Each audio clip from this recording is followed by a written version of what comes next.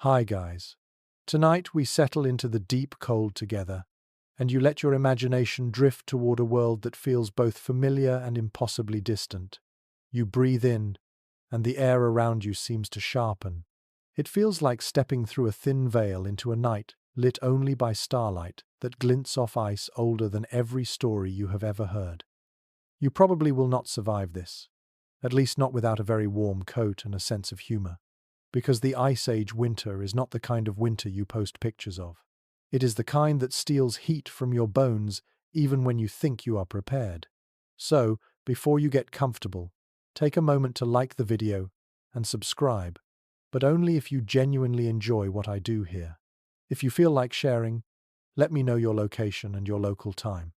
Now, dim the lights, and you begin walking into a night that feels too quiet for comfort. The sort of quiet that makes you wonder if the world has momentarily forgotten how to breathe. You stand on a frozen plain that stretches out so far that you cannot tell where land becomes sky. The first brush of winter hits your cheeks with a soft sting, like the cold testing you, noticing you, trying to decide whether you belong here. You pull your shoulders up instinctively, feeling tiny flakes tap your eyelashes, and you catch the faint scent of distant smoke from a camp you have not yet reached. Your boots sink into the crunchy surface that has been packed down by countless seasons of snowfall, each layer telling a story of storms that once buried entire valleys. Historians still argue whether this early winter night would have been as brutally cold as we imagine, or if some regions offered milder, more survivable pockets of warmth. You feel your breath hanging in the air as tiny crystals, reminding you that even exhaled warmth becomes part of the landscape.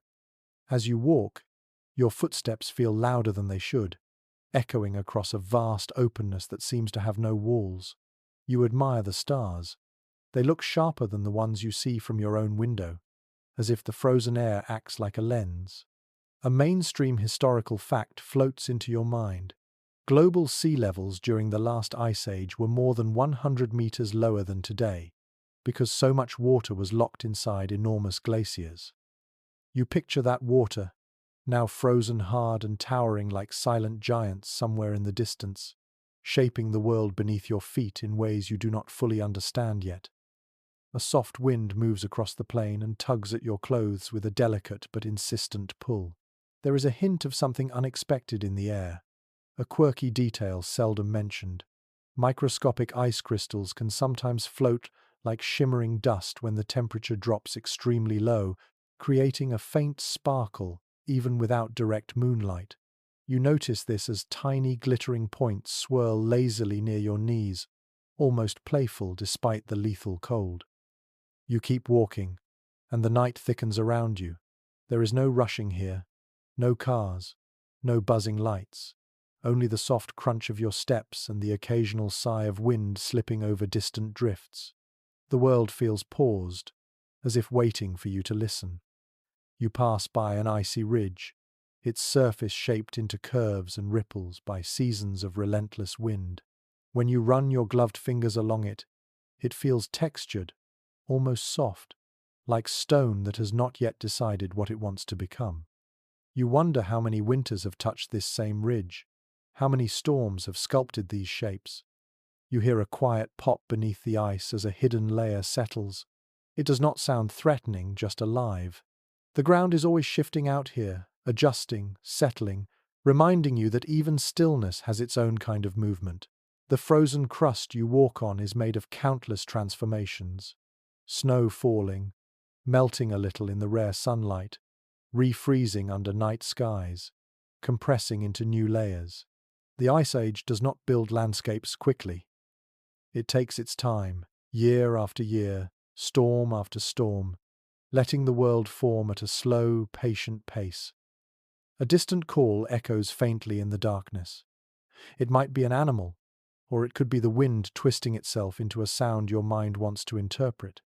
The air smells faintly metallic, something icy and sharp, like the scent of fresh snow layered over hidden earth. You imagine early humans stepping onto this same plain, wrapped in heavy furs, carrying fire in their hands and stories in their memories. They would have felt this cold in a way you never truly will. They would have known which way to turn based on the smell of the wind or the pattern of ice crystals on their lashes.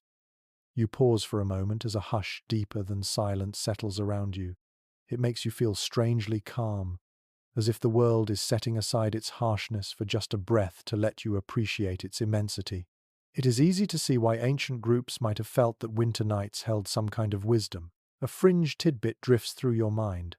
Some Ice Age communities believed that certain winter winds carried messages from distant spirits or ancestors, whispering guidance or warnings.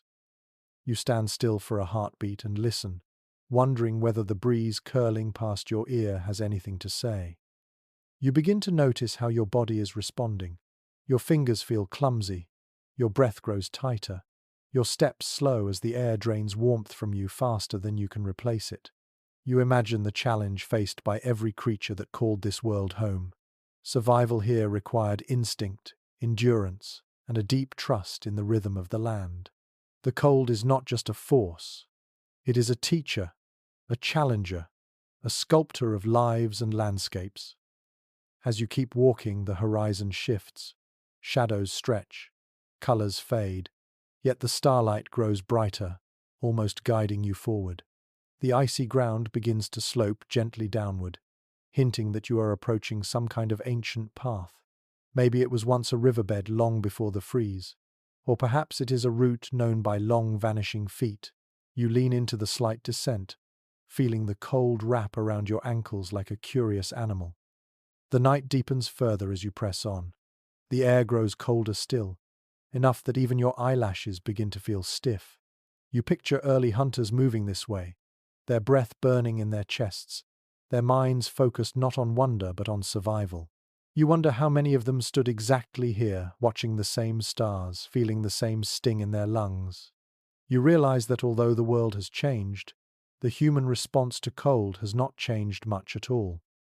You take another step, then another, letting the night fold around you.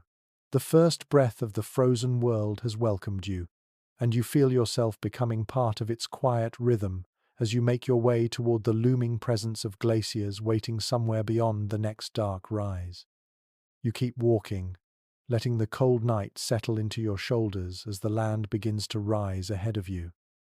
At first it looks like a distant blur, just a slightly darker shape against the dark sky. But as you move closer, the sheer size of it becomes undeniable. The horizon is no longer open. It is blocked, towered over, claimed by a wall of ice so massive that you instinctively stop for a moment, trying to understand the scale of what you are seeing. You tilt your head back, and back again, and you still cannot see the top. The glacier looms above you like a frozen mountain sculpted by time itself. You step forward slowly. Your breath feels thin as you approach, as if the cold thickens the air around the glacier. A faint crackle echoes through the ground, gentle but constant, like a deep, steady heartbeat. It is not alive in the way you are, but it moves, it shifts, it grows and retreats in silent rhythms older than every human civilization combined. Historians still debate whether the edges of these massive ice fronts advanced at steady rates or surged forward unpredictably in sudden icy leaps. Whatever the truth, you can feel the glacier's ancient momentum under your boots. A mainstream historical fact flickers in your thoughts as you take in the scene. The Laurentide ice sheet, one of the greatest glaciers of the last ice age, once covered millions of square kilometers of North America, reaching heights comparable to modern skyscrapers. You picture that immense slab of frozen weight pressing down on the continents, bending the crust, carving valleys, reshaping entire biomes. You imagine the tremendous pressure beneath that ice, strong enough to grind mountains into powdered sediment. A gust of wind curls around the glacier's face. The air rushing off it smells different, clean in a sharp and almost medicinal way, like cold distilled into scent. As you reach the outer edge, the surface reveals itself in intricate textures. Deep vertical grooves cut down its face where meltwater once trickled and refroze. Long sideways scratches mark where ancient stones and boulders were dragged along the glacier's underbelly. You run your fingers along a column of frost and feel how firm and unforgiving it is, colder than anything you have ever touched for more than a moment. Your hand tingles as if the ice is reaching into your skin. A quirky tidbit slips into your mind. Some Ice Age glaciers sometimes emitted eerie musical hums when wind rushed through particular cracks. People who live near these giants occasionally describe them as singing ice. You pause and tilt your head. You think you hear something. A soft, resonant vibration, almost like a low flute from somewhere deep within the frozen wall. The sound is faint, but it feels ancient, almost thoughtful. You step closer to one of the crevasses that runs down from higher up. You cannot see the bottom. A cold draft rises from it, brushing your face in short breaths. The glacier shifts with a low rumble, the kind that settles in your chest. You imagine entire blocks of ice sliding over each other far beneath your feet, squeezing trapped air and ancient snowflakes, forming layers one season at a time. It makes you feel incredibly small, not in a frightening way, but in a respectful way, as if you are standing at the feet of a frozen monument built over tens of thousands of years. As you walk along the glacier's edge, you notice streaks of darker material frozen inside it. Sediment, pebbles, even the occasional large stone carried from who knows where. The glacier is a collector, a traveler, a transporter of worlds. Everything it swallows becomes part of its slow, grinding journey. When the world warms again, these materials will be scattered thousands of kilometers from their origins, reshaping landscapes in quiet, powerful ways.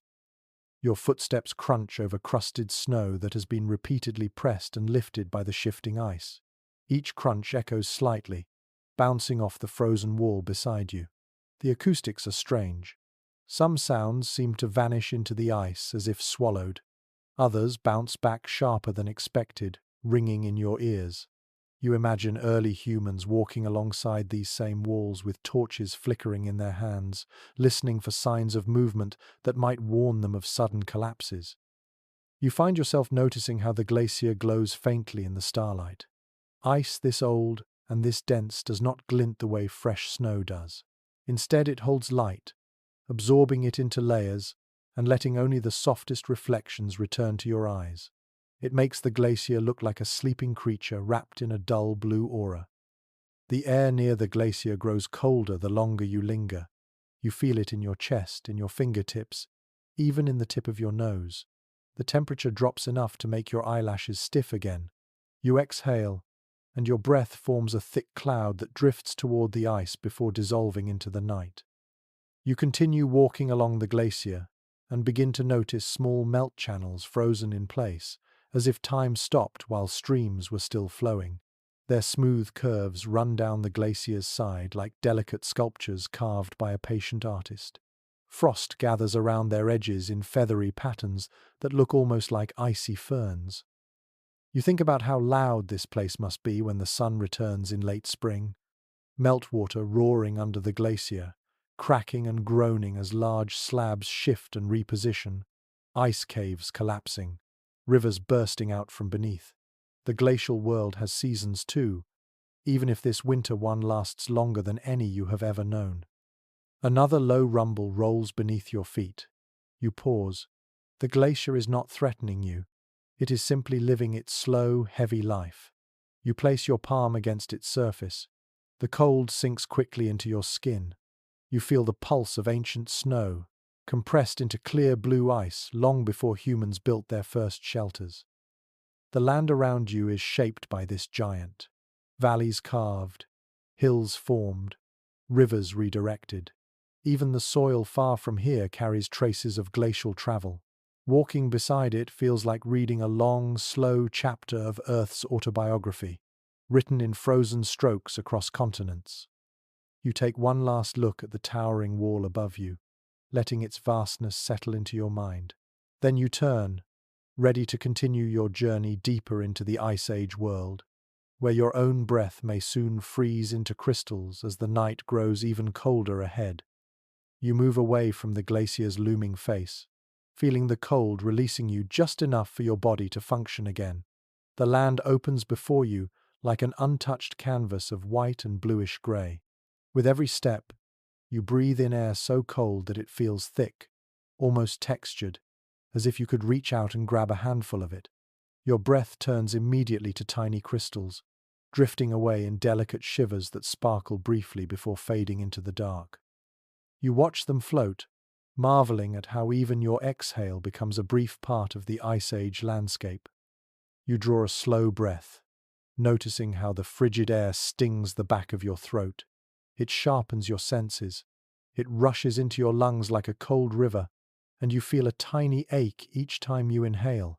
Winter here does not merely chill you, it invades you. Every breath is a negotiation between warmth and the biting cold. Historians still discuss whether Ice Age temperatures were consistently brutal or if they fluctuated in unpredictable waves that tested early humans without warning. You imagine what it must have felt like waking to mornings where the air froze nose hairs instantly, while other mornings offered a short-lived softness before the cold returned with renewed force. Ahead of you, the snow stretches unbroken, a wide plain shimmering faintly as a thin breeze dances across it. The snow underfoot has a distinct sound. It does not crunch the way modern snow does. Instead, it compresses with a sharp, crystalline snap, like you are stepping on brittle glass. That sound repeats again and again, a steady rhythm that accompanies your steps. A mainstream historical fact comes to mind as you continue forward. During the coldest glacial periods, average global temperatures were roughly 6 degrees Celsius lower than today, a seemingly small change that transformed entire continents into harsh, frozen environments. That difference feels enormous now, pressing down on you with every breath. You tug your cloak tighter around your shoulders and keep moving as the cold squeezes your lungs in quiet insistence. Your breath hangs so visibly in the air that it casts faint shadows in the dim starlight. You watch one cloud drift aside and feel a strange sense of companionship with each exhale, as if your body is producing tiny fading ghosts that glide away silently across the night. The snow beneath you appears smooth, but you quickly learn it hides stories. You spot a ridge in the snow that looks oddly shaped. When you nudge it with your toe, you realize it is the frozen outline of an ancient animal track preserved in packed frost. The print is large, round, and deep, with sharp edges that have not eroded. You crouch down and brush away soft powder around it. The shape becomes clearer, possibly a giant deer, or something heavier. The Ice Age had no shortage of impressive animals. A quirky tidbit surfaces in your thoughts. Some ancient species of ground sloth, far larger than modern ones, roamed cold regions and left massive footprints that could be mistaken for those of mythical creatures by anyone stumbling upon them centuries later. The air here carries a particular scent, almost absent in modern winters. It smells like clean emptiness, the kind of crispness you only get when the air contains almost no moisture. It reminds you of frozen metal, faintly sharp and sterile. When you inhale deeply, the inside of your nose tingles, and you feel a flicker of something that might be nostalgia or might be awe. As you stand, a sudden gust lifts loose crystals from the ground. They swirl around your legs in tiny silver spirals, creating a soft hissing sound. For a moment, the world feels alive with moving frost. You lift your hand, and some crystals land on your glove, sparkling like tiny jewels before melting from the heat of your skin. You blink against the cold, as the wind quiets and the crystals settle back onto the plain. Walking onward, you start to notice how the land dips and rises beneath the snow cover. What looks like a smooth expanse actually hides uneven terrain shaped by ancient glacial movements. You step over small mounds and shallow hollows, feeling each change in elevation through your boots. The ground feels more solid here, packed tight by centuries of compression. When you step into a low area, the temperature drops noticeably. Cold air sinks into the dips, pooling like still water. You shiver slightly, pulling your arms tight. You picture early travelers navigating these same subtle contours. Without modern maps or satellite imagery, they relied on instinct, memory, and visual clues. They understood that hollows often hid colder air or concealed dangerous thin ice. Ridges offered visibility but left them exposed to harsh winds. Survival required constant attention. Nothing could be ignored. Your own breath continues to form thick clouds, each one drifting away like a soft white veil. You start to notice how long the crystals linger in the air before disappearing. This is because the humidity is so low that your breath does not dissolve quickly. It hangs, suspended, almost sculptural. You imagine early humans watching their breath behave the same way, and wondering whether it meant the spirits were near, or whether it simply meant the night was too cold for comfort. The stars above you shine with piercing brightness. You spot constellations you recognize and others that look slightly off, their positions shifted because this is a world not yet reshaped by millennia of subtle movements. There is something calming about these stars, even as the cold numbs your fingertips. They make the night feel watchful rather than lonely. You exhale again, and the crystals drift slowly forward. In the stillness, you can hear them settling onto your coat with tiny, barely audible ticks, like frost whispering secrets. You think about how fragile the human body is in conditions like this. No matter how strong or determined, warmth bleeds away one breath at a time. You instinctively tuck your chin down into your collar. You keep walking until you reach a patch of snow that sparkles more intensely than the rest. You crouch to examine it. Tiny crystals stand upright on the surface, forming delicate branching shapes. The pattern is almost floral. This phenomenon, known as hoarfrost, grows when ice forms directly out of moisture in the air, bypassing liquid entirely. These crystalline structures grow best on clear nights like this, when temperature differences between the snow surface and the air create perfect conditions for delicate, frost-like blossoms. You touch one branch carefully. It crumbles instantly into glittering dust. Its fragility makes you smile softly, a quiet appreciation of beauty thriving even in such a harsh world. A distant noise carries across the plain. It is low, almost surprising in the silence, like a rumbling cough from the earth itself. Perhaps ice cracking, perhaps an animal moving far off. The sound is impossible to pinpoint. It ripples across the land before fading into the night. You straighten slowly, scanning the horizon. Nothing moves, nothing changes. But the sound lingers in your mind, reminding you that winter silence is never truly silent. You breathe again, and fresh crystals appear, swirling briefly before dispersing. The cold seems to shape your body's warmth into art, one breath at a time. You move forward, noticing how your pace has slowed. The cold persuades you to conserve energy. Your breaths become deeper, more deliberate, as if you somehow need to negotiate with the air to keep going.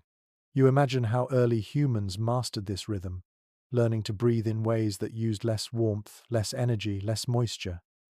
The snow ahead rises into a gentle slope. You climb it, feeling the cold press against your legs. At the top, you pause. The land spreads out beneath you in a wide, frosted vista. The stars reflect faintly on the snow, creating the illusion of a sky mirrored on the ground. For a moment, you feel suspended between two worlds, one above and one below, each glittering in silence. You watch your breath drift into the night again. This time you let it float away without moving. You stand still, letting the cold nibble at your fingertips. You think of ancient hunters pausing just like this, measuring the wind, sensing distant movement, and planning where to step next. A thin film of frost forms on your eyebrows. Your eyelashes feel heavier. Your nose prickles. Yet the beauty of the moment holds you there, unwilling to move. This frozen breath of the ice age wraps around you gently, almost tenderly, even while it tries to claim your warmth. Finally, you take one last look at the shimmering plain and continue forward, letting your breath form new crystals as you journey deeper into the long winter night of an ancient world. You continue across the snowy plain, and soon the landscape begins to rise again in slow, sweeping mounds that look soft from afar but feel hard and crusted beneath your boots. The cold has settled deeper into your clothes, making each movement feel heavier. As you climb the gentle slope, you notice how the snow ahead looks different. It glows faintly under the starlight, not with sparkle this time, but with a muted, endless whiteness. You crest the rise, and then you see it fully, a wide field of snow that never melts. It stretches across the horizon like a frozen ocean, its surface unbroken and ancient. You step forward, feeling the crunch of tightly packed layers that have endured countless winters. Snow like this is not fresh. It is the result of seasons folding over one another, each storm adding a thin veil, each rare thaw sinking into deeper layers before freezing again. What looks like soft powder from a distance is actually a dense blanket that has pressed down over centuries. In some places, this layered mass becomes the foundation of glaciers themselves, and the difference between the snow you walk on and the towering ice walls you saw earlier is simply time and pressure. You crouch and scoop a handful of the surface snow. It feels coarse, almost like crushed salt. When you squeeze it, it holds its shape briefly before crumbling through your fingers. This is firn, a stage between snow and glacial ice. Researchers often mention that firn can store atmospheric traces for thousands of years, locking tiny bubbles of ancient air inside each compressed layer. You look at the handful of granules and imagine that somewhere deep below, hidden pockets of air still hold a faint breath from long-vanished climates. The field ahead seems completely flat until you begin walking across it. Then you feel the subtle undulations beneath the heavy snow. Beneath this pale sheet lies a world reshaped by glacial movement. Hidden ridges, sunken channels, buried hills. The snow masks everything, giving the illusion of calm, but you can sense the complex structure beneath your feet. A cold gust sweeps across the open field, carrying a dry hush with it. The sound is different here. It does not bounce or echo the way it did near the glacier.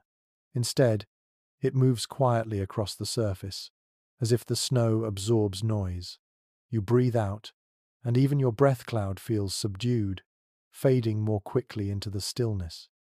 Despite the silence, this landscape was once alive with movement. Long ago, herds of Ice Age animals trudged across these heavy snowfields, leaving deep paths that remained visible for weeks. Hunters followed these paths with patience and careful steps, learning to read the direction and age of each track. You imagine one such hunter pausing exactly where you stand now, looking out across the same vast whiteness, planning the next move. A curious piece of knowledge crosses your mind. Some regions during the last glacial period had snowfall patterns that created layers several meters deep each year. These layers would compress so fully that the fields became natural archives of past winters. You picture thin bands forming year after year, each one a slightly different shade depending on the storms, the winds, even distant volcanic eruptions that dusted the snow with faint ash. These layers are still studied today to understand how the world once breathed through its seasons. As you walk, you realize that the snow underfoot has changed again. The surface softens slightly. Your boots sink deeper with each step, creating small mounds at your heels. You can feel the difference immediately. This patch has not been compacted by weeks of wind and cold. Maybe it is newly fallen. Maybe it is less exposed. The air around it feels slightly cooler, as if this softer snow releases its chill more easily. You lift your hand and let a few flakes fall onto your glove.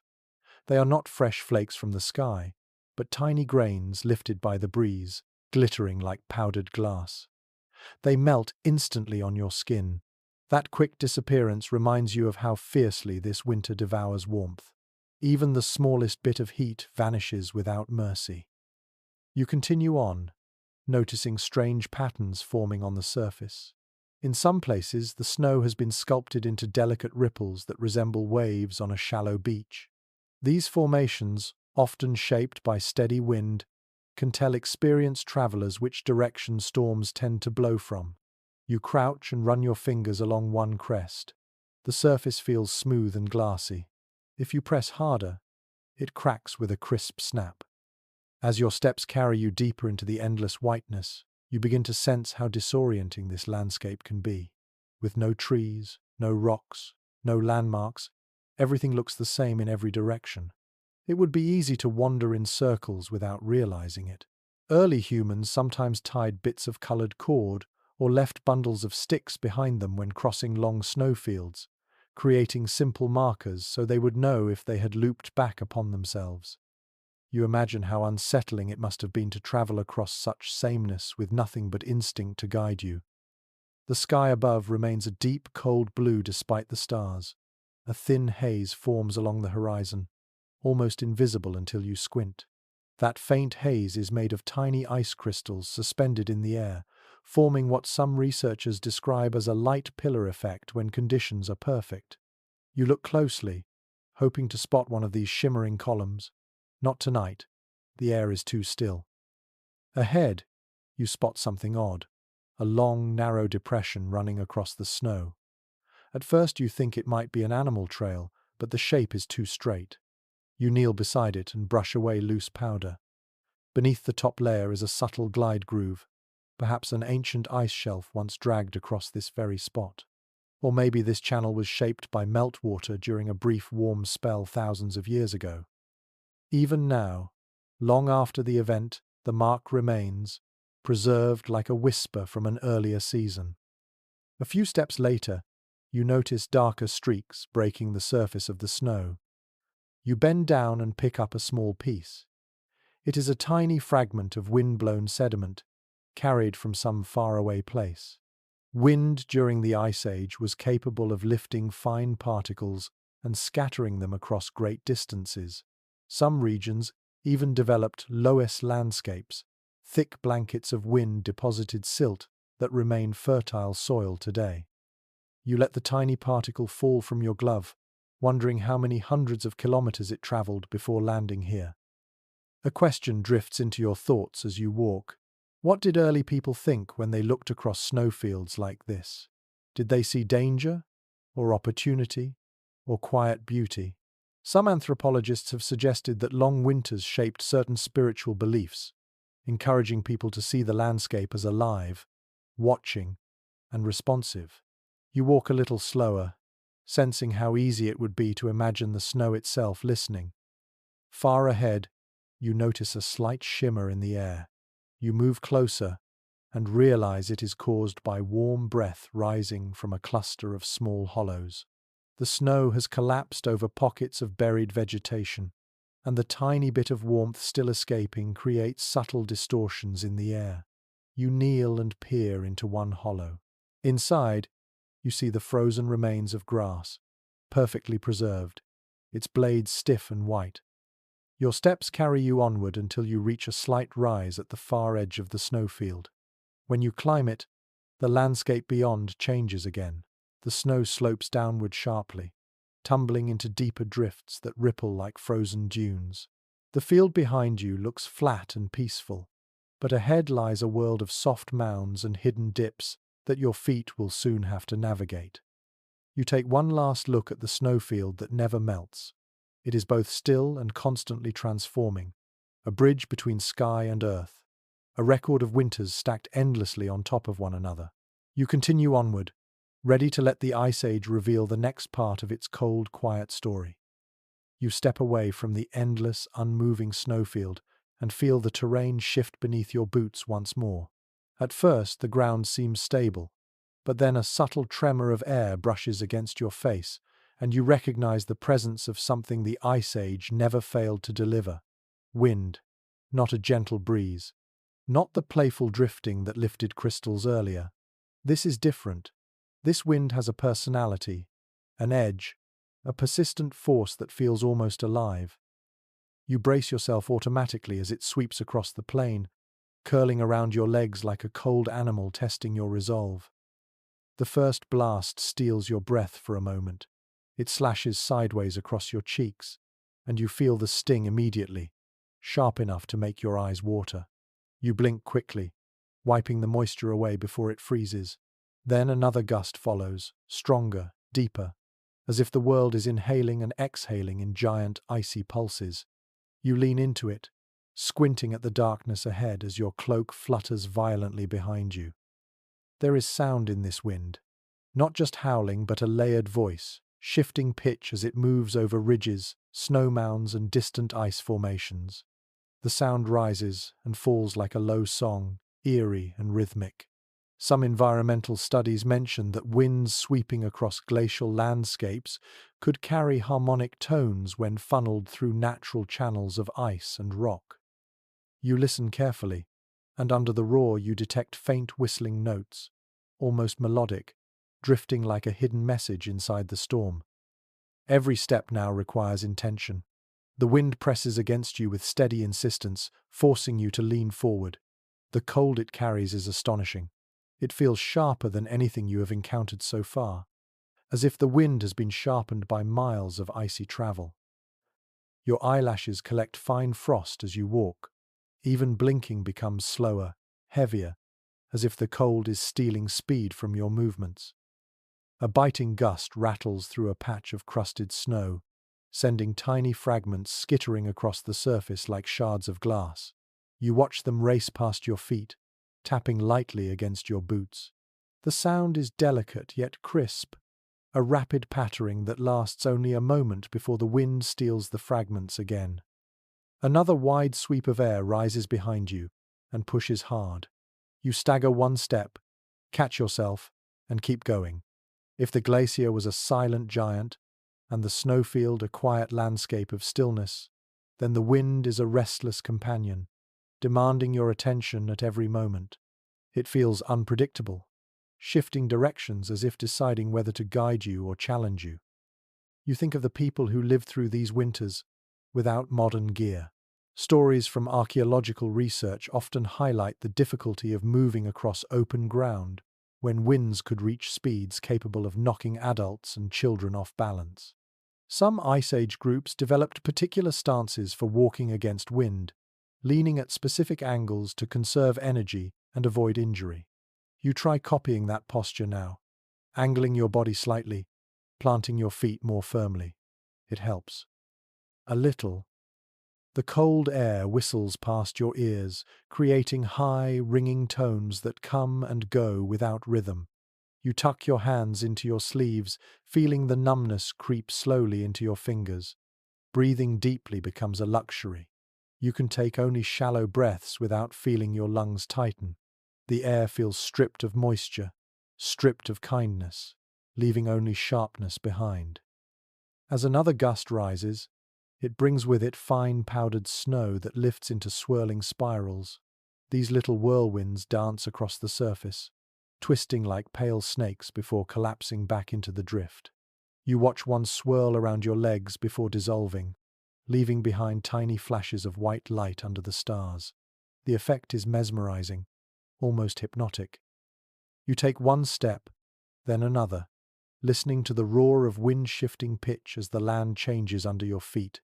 A hollow somewhere ahead catches the wind at just the right angle, producing a low, vibrating hum that reminds you of a distant horn. Researchers sometimes describe how certain Ice Age valleys acted like enormous wind instruments when storms passed through. You pause, hearing that resonance, almost expecting the sound to repeat. It does. A long, trembling tone that seems to rise from the snow itself. Your breath forms short bursts of fog, instantly torn apart by the passing air. You no longer see your exhale drift peacefully away. Instead, it vanishes the moment it leaves your lips, shredded into nothingness. The disappearance feels symbolic, as if the wind refuses to let anything linger here. You pull your cloak closer and continue onward, scanning the horizon for landmarks. The wind makes everything harder to see. Snow lifts in sheets, forming sudden curtains that hide the path ahead. You squint through them, trying to make sense of shifting shapes. Shadows seem to move, and the landscape feels alive with motion, even though nothing truly walks there. A faint memory crosses your mind. Early human groups sometimes placed their camps behind natural windbreaks like massive boulders, cliff edges, or stands of hardy shrubs. Even a shallow ridge could offer protection against winds that drained body heat dangerously fast. Without such shelter, people risked frostbite or exhaustion long before dawn. You wish for such a windbreak now. Even a simple rise of land would help. After several more steps, the ground slopes downward. The wind grows louder here, rushing over the crest behind you and gathering speed. It is almost a physical push. You bend your knees for stability and descend carefully. The snow below looks untouched, smooth and reflective, but the moment you step into the dip, you feel the difference. The wind drops dramatically. It does not disappear, but it softens, losing its bite. The dip acts like a shallow bowl, shielding you from the direct assault.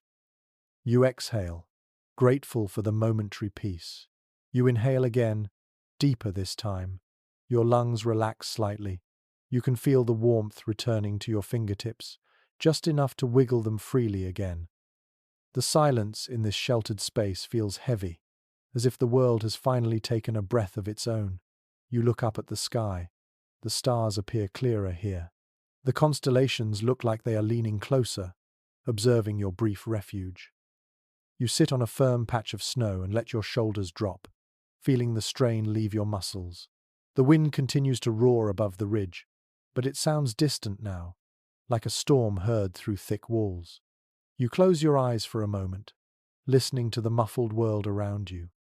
While you rest, you recall that many early myths and legends from cold regions describe winds as spirits or voices traveling across the world, delivering messages or warnings. Some groups believed certain winds meant coming storms or shifts in the hunt. You imagine what it must have felt like to sleep on nights when the wind howled endlessly, rattling the outer walls of shelters made of hide and bone. When you open your eyes again, you notice small streams of loose snow pouring down the slope around you, carried by the lingering traces of swirling air.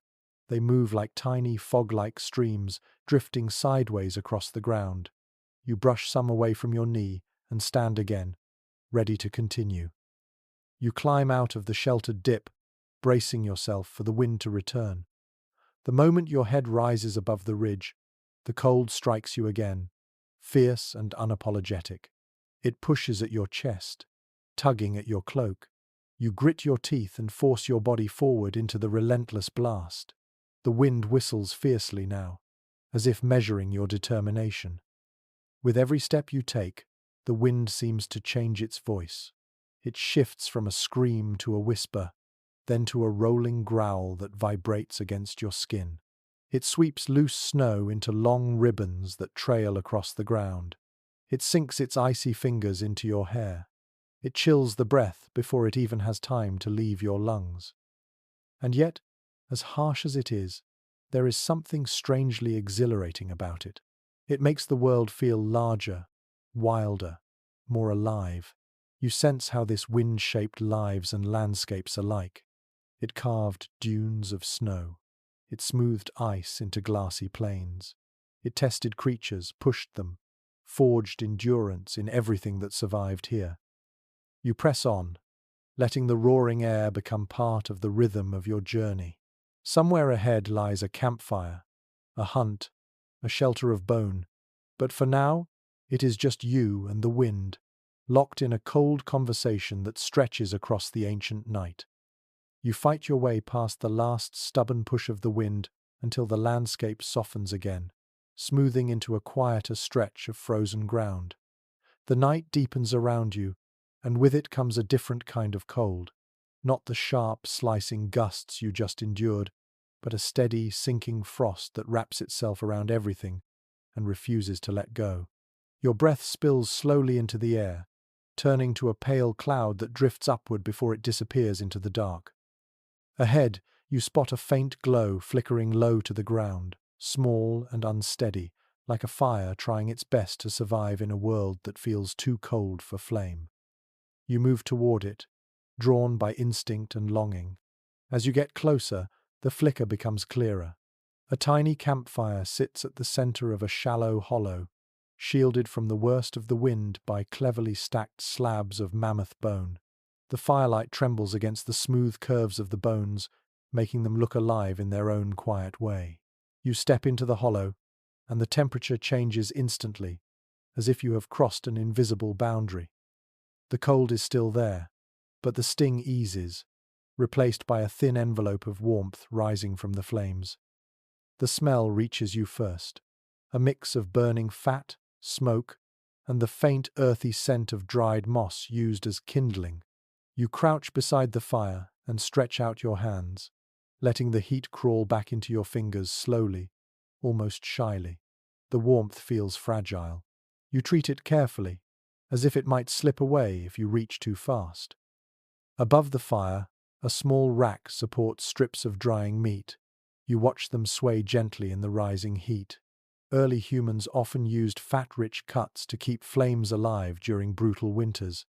Their fires needed to be both heat and sustenance, a dual resource that meant survival in the dark months.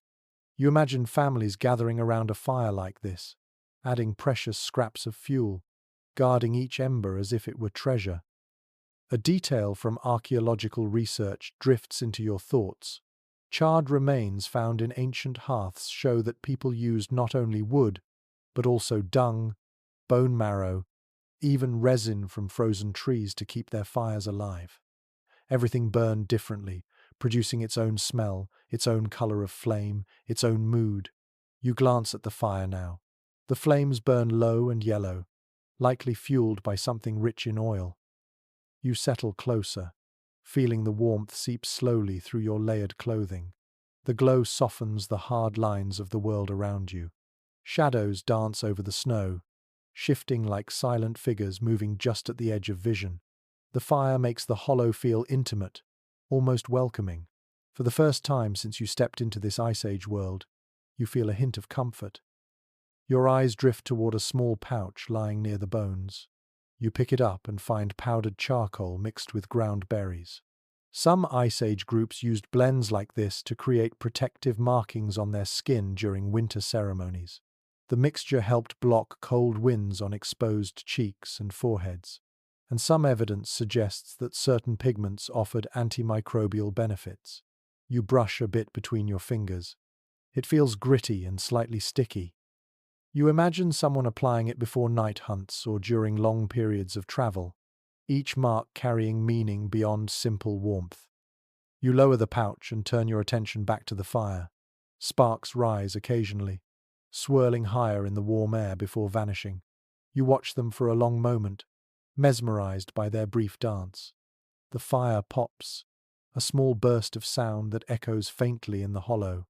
It feels like an exhale, the fire releasing a tiny bit of trapped tension.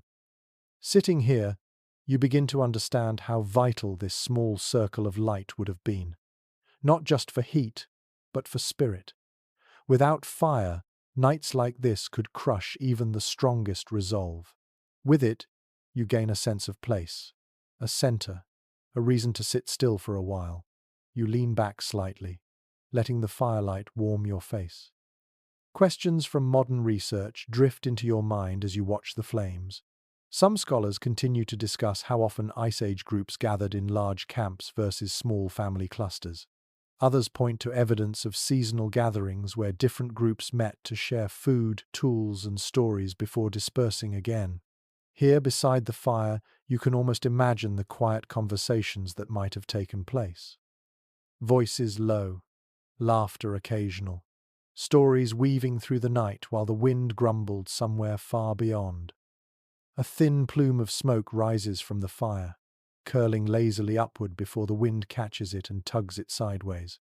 You follow its path and notice the faint shimmer of heat moving above the flames. The shimmer bends the light, creating a wavering distortion that reminds you of memories seen through half-closed eyes. You blink slowly. The warmth makes you just a bit sleepy, but you stay alert, listening to the subtle sounds around you. Somewhere beyond the hollow, something cracks. A distant snap of ice or a shifting tree trunk hidden under frost. It is not a threat, just the land rearranging itself in the cold. The fire crackles quietly in response, as if acknowledging the noise. You glance up to see the stars shimmering above, softened slightly by the faint smoke drifting past. You rub your hands together and stretch your fingers out again. The heat seeps deeper this time, spreading through your palms and wrists. You imagine early humans doing the same thing, trying to coax warmth back into hands stiff from carrying tools, weapons, or children. You picture them rubbing their palms briskly, teasing warmth back into aching joints before reaching for a piece of dried meat. A warm glow hits your face as the fire flares up for a moment. You lean forward, absorbing the brief surge of heat. You notice how the flames shape themselves around the bone supports, licking upward in narrow ribbons. The bones act as both windbreak and reflector, bouncing warmth back into the hollow. Whoever built this fire knew exactly how to make flame and shelter work together. You shift to another patch of snow, finding a spot where the ground has softened slightly from the heat. You lower yourself and rest your elbows on your knees, staring into the flames. The firelight paints the world in warm tones, turning the surrounding snow a pale gold. You listen to the faint rustling of the wind outside the hollow. It sounds irritated, almost sulking. It wants to enter, to claim every inch of the landscape. But the bones and fire defy it with gentle persistence. The contrast feels comforting, like being wrapped in a soft blanket while storms rage outside. Your thoughts drift to another curious detail. In some Ice Age sites, archaeologists have found stones arranged around hearths, in patterns that may have served as seating or even simple ritual spaces. The placement suggests more than practicality. It hints at gatherings, shared meals, shared stories, and little pockets of community carved out in the harshest environments. The fire was not just heat, it was home. You extend your hands one more time before rising to your feet. The warmth lingers on your palms even after you pull them back, a small gift you carry as you prepare to return to the cold. You brush snow from your clothes and take a final grateful look at the flickering flame. The hollow feels peaceful, but your journey continues. Somewhere beyond the ridge lies the next challenge of this frozen world. You step out of the hollow, letting the fire's glow fade behind you. The wind greets you again, colder than before, as if reminding you that comfort here is borrowed, never given freely. You pull your cloak close and walk on, leaving the tiny circle of warmth flickering alone under the ancient sky. You climb slowly out of the protective hollow, your boots sinking into the colder, untouched snow. The warmth from the fire clings faintly to your skin, but the wind wastes no time stealing it away. The air feels sharper now, cleaner in a way that stings your lungs with every breath. You pull your cloak tighter around your shoulders and continue forward, guided by the faint silver glow of starlight brushing across the wide, frozen plain. Soon the land begins to change again, rising into long, rolling ridges shaped by ages of snow and shifting ice. As you crest one of those ridges, you see it, a set of tracks pressed deep into the snow, enormous, round, wider than the span of both your hands spread as far apart as they can reach. They move in a straight, steady line across the ridge, before dipping down into a shadowed hollow ahead. You take a careful step closer, crouching low. The edges of the tracks are sharp, meaning the creature passed not long ago. The snow inside each print has been pushed down so far that the bottom glitters faintly, reflecting bits of ice compacted beneath. You brush your gloved fingers across one print and feel how deep it goes. A creature of immense weight did this. A mammoth. You stand slowly, your heart beating a little faster at the thought. The Ice Age was home to these giants, towering creatures with great curling tusks and shaggy coats thick enough to keep warmth even in nights like this. Crossing paths with one was both gift and danger for early humans. The meat could feed a group for weeks, but the hunt itself demanded patience, courage, and a level of coordination few animals ever required. You follow the tracks for a moment, listening to the quiet. No deep rumble of footsteps, no huff of breath carried on the wind. The mammoth is gone, but its presence lingers in every pressed groove in the snow. You try to imagine what it looked like when alive, lumbering across this ridge with slow, powerful strides. Researchers often mention that mammoths used well-traveled paths across their territories, following routes known across generations. These paths sometimes became highways of the Ice Age, used not only by mammoths but also by early hunters who studied them carefully. As you continue down the ridge, you spot more signs of passage. Here, a bit of frozen dung, half buried in frost. There, a tuft of coarse hair caught on a low, ice-packed shrub. You pick up the hair and roll it between your fingers. It feels rough and wiry, designed to resist the fiercest cold. You imagine early humans storing such hair to weave into cords or insulation for clothing. Nothing from such creatures went to waste. Ahead, the land dips into a wider basin. You step down carefully, using your hands for balance as the slope turns slick with compacted ice. At the bottom you pause, scanning the open space. More tracks. Not just the large ones. Smaller patterns cross the basin too. Cloven prints from ancient reindeer. Paw marks from wolves moving silently across the snow. The basin feels like a crossroads, a place where life converged, where hunters once studied the ground to read the story of an entire day. You step forward slowly, your breath forming soft clouds that drift upward in the stillness. You picture a group of early hunters standing where you stand now, peering at these same kinds of patterns. They would have crouched together, whispering quietly, choosing who would carry the spears and who would circle around to flank the animal. Some anthropologists suggest that these hunts were as much a test of unity as they were a means of survival. Cooperation was everything.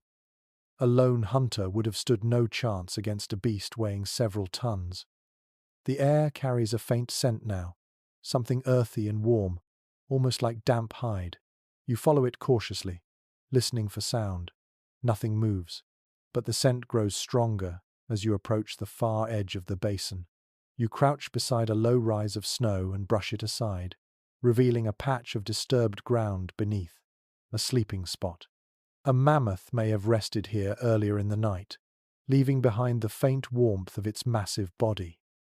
You press your palm near the ground and feel only cold now, but the shape is unmistakable, a shallow dip large enough to cradle a creature the size of a boulder. Standing again, you scan the horizon. One of the ridges ahead looks different, darker, taller, with shadows stretching downward like long arms. You realize it is not a ridge. It is a mammoth standing quietly in the dark, a huge, shaggy shape, its fur blending with the night except for the slow sway of its massive head. The tusks catch a glimmer of starlight, curved and pale. You freeze, not out of fear but out of awe. The animal has not noticed you.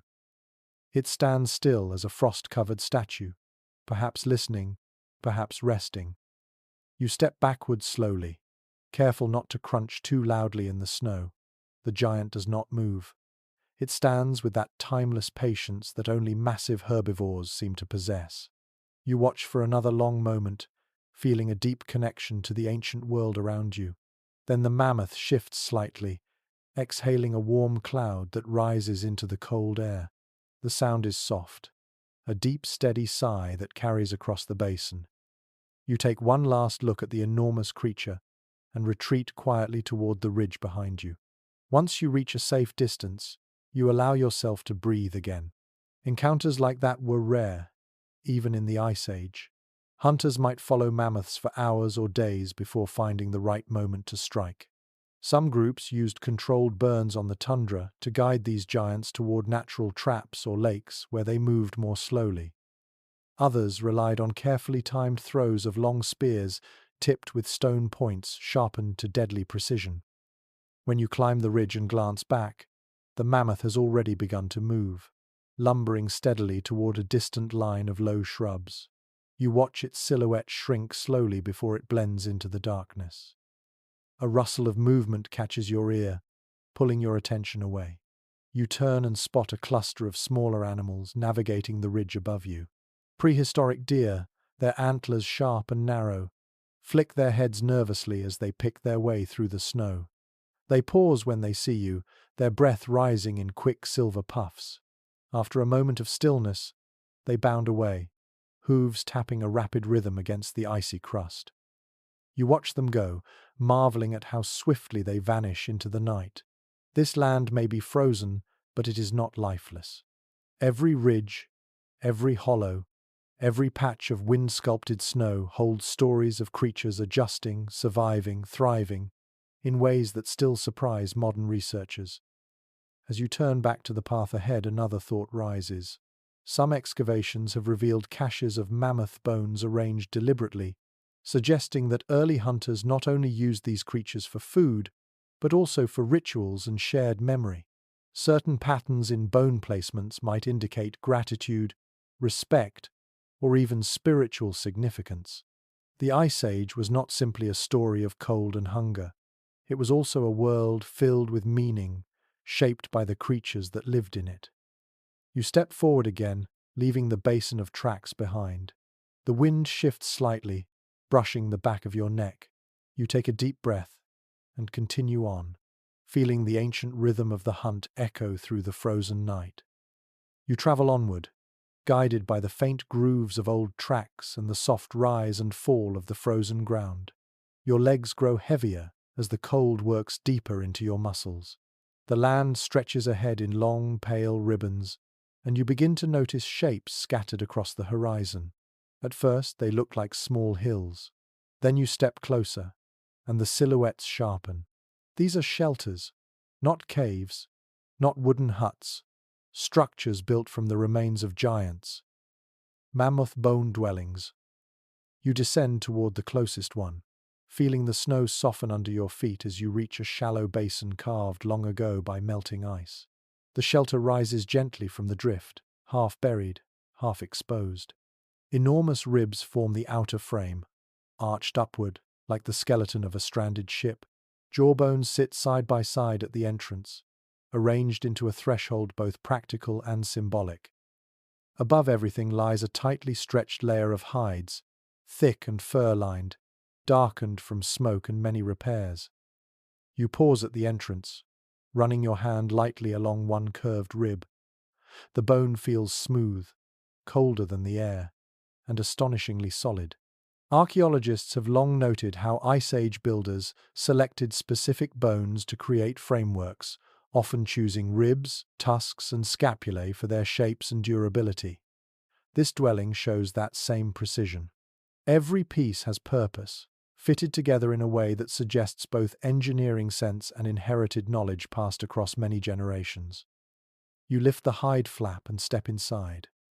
Warmth hits you immediately, not the intense heat of fire, but the muted, comforting glow of a space protected from the wind. The air smells of smoke, dried meat, animal fat, and the faint musky scent of fur that has been worn through countless winters. Shadows sway across the inner walls as a small coal fire glows red at the center, surrounded by stones that hold and slowly release warmth. You lower yourself onto a pile of soft pelts near the wall.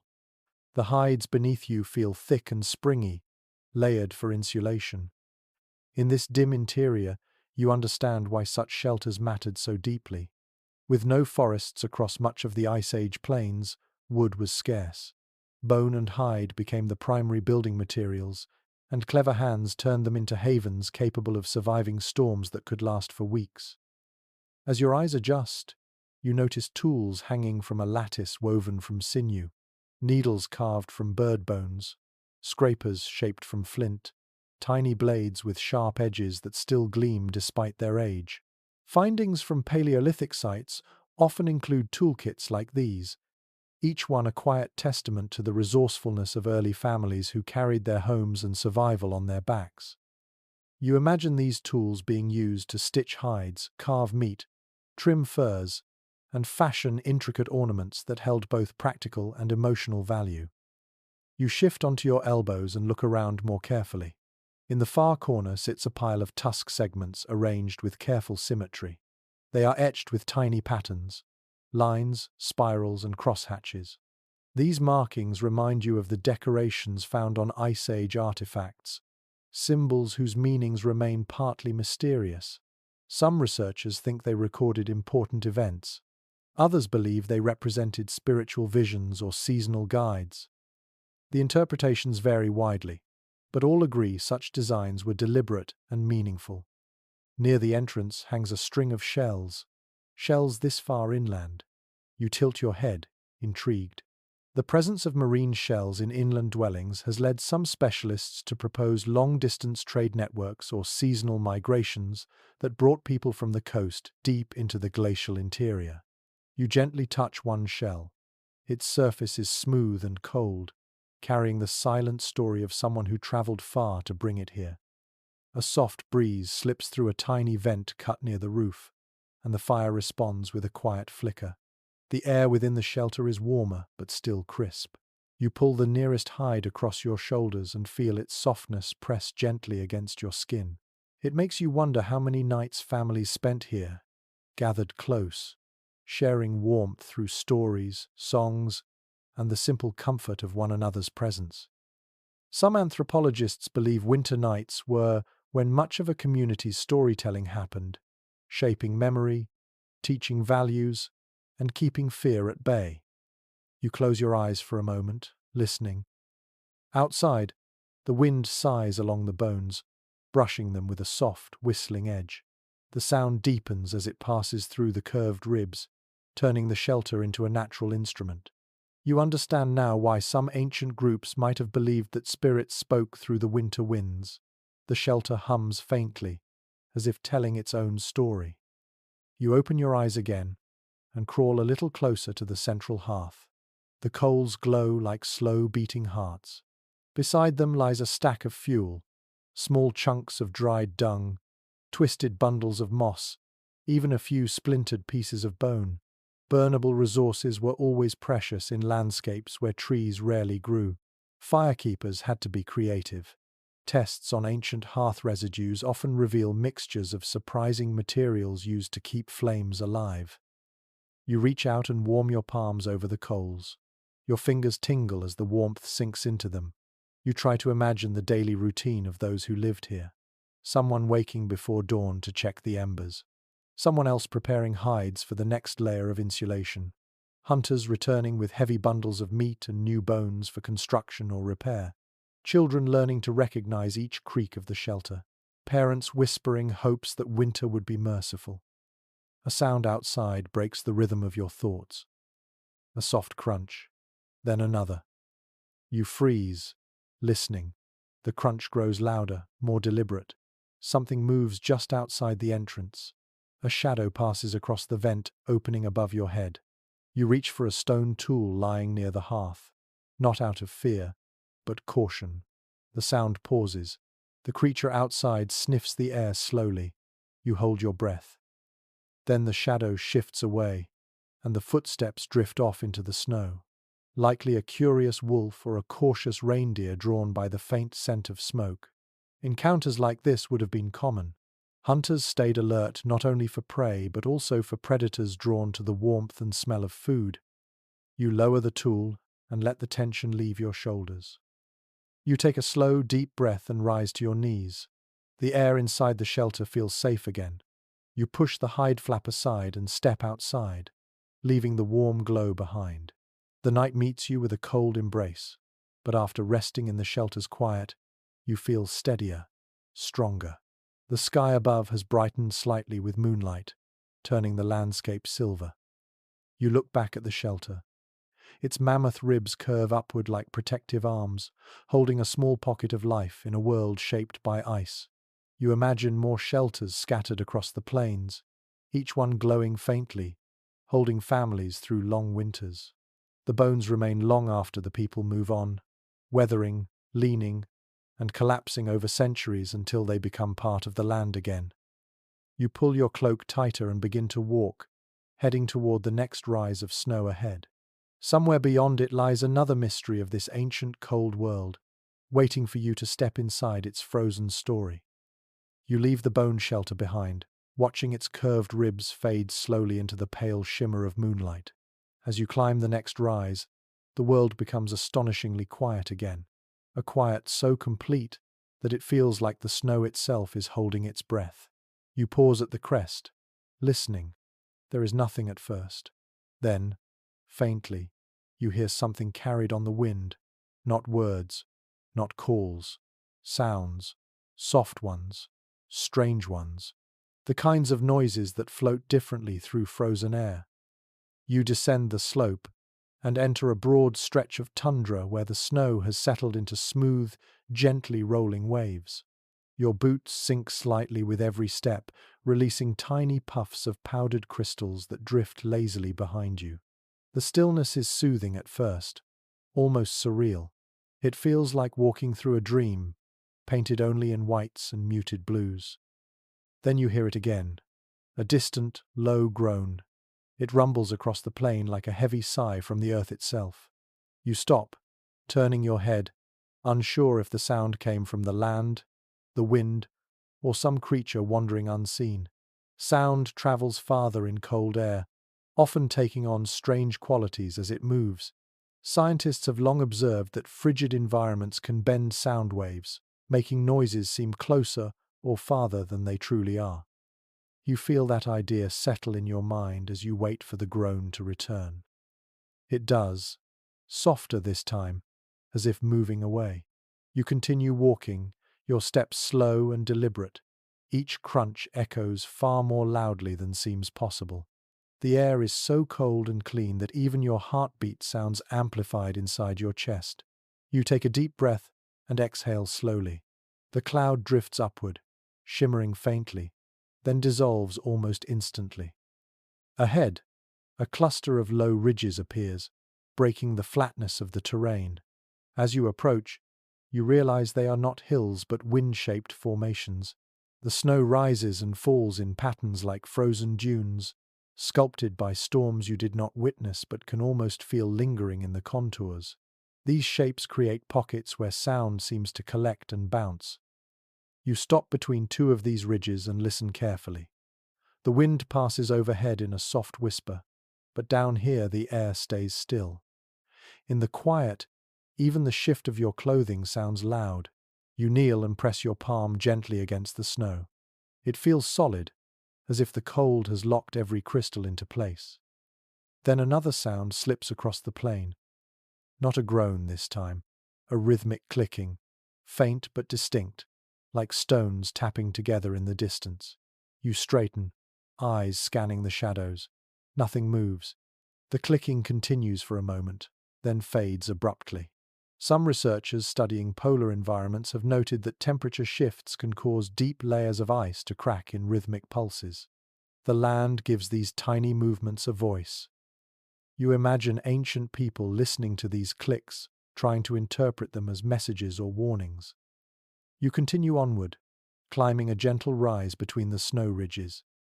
The elevation gives you a broader view of the tundra, and suddenly the world feels larger again. The plain stretches far, the moonlight turning every surface into a silver glow. You tilt your head back to take in the sky. The stars look impossibly bright, as if someone polished them for this night alone. As you walk, the snow begins to crunch differently beneath your feet. The texture shifts. You step on a patch that feels hollow underneath. You pause, testing it. The snow dips slightly, then holds. You brush away the loose powder with your glove and reveal a thin crust of ice hiding a small cavity. It is a frozen den, abandoned now. Early predators and burrowing animals often dug shelters beneath the snow to escape the worst winds. When the animals moved on, the empty dens remained like ghostly footprints in the land. You lean over the small opening. Moonlight glints off the icy walls inside. A faint smell lingers, earthy and sharp. You imagine wolves huddling inside long ago, their breaths rising in slow clouds as they listened for prey moving miles away.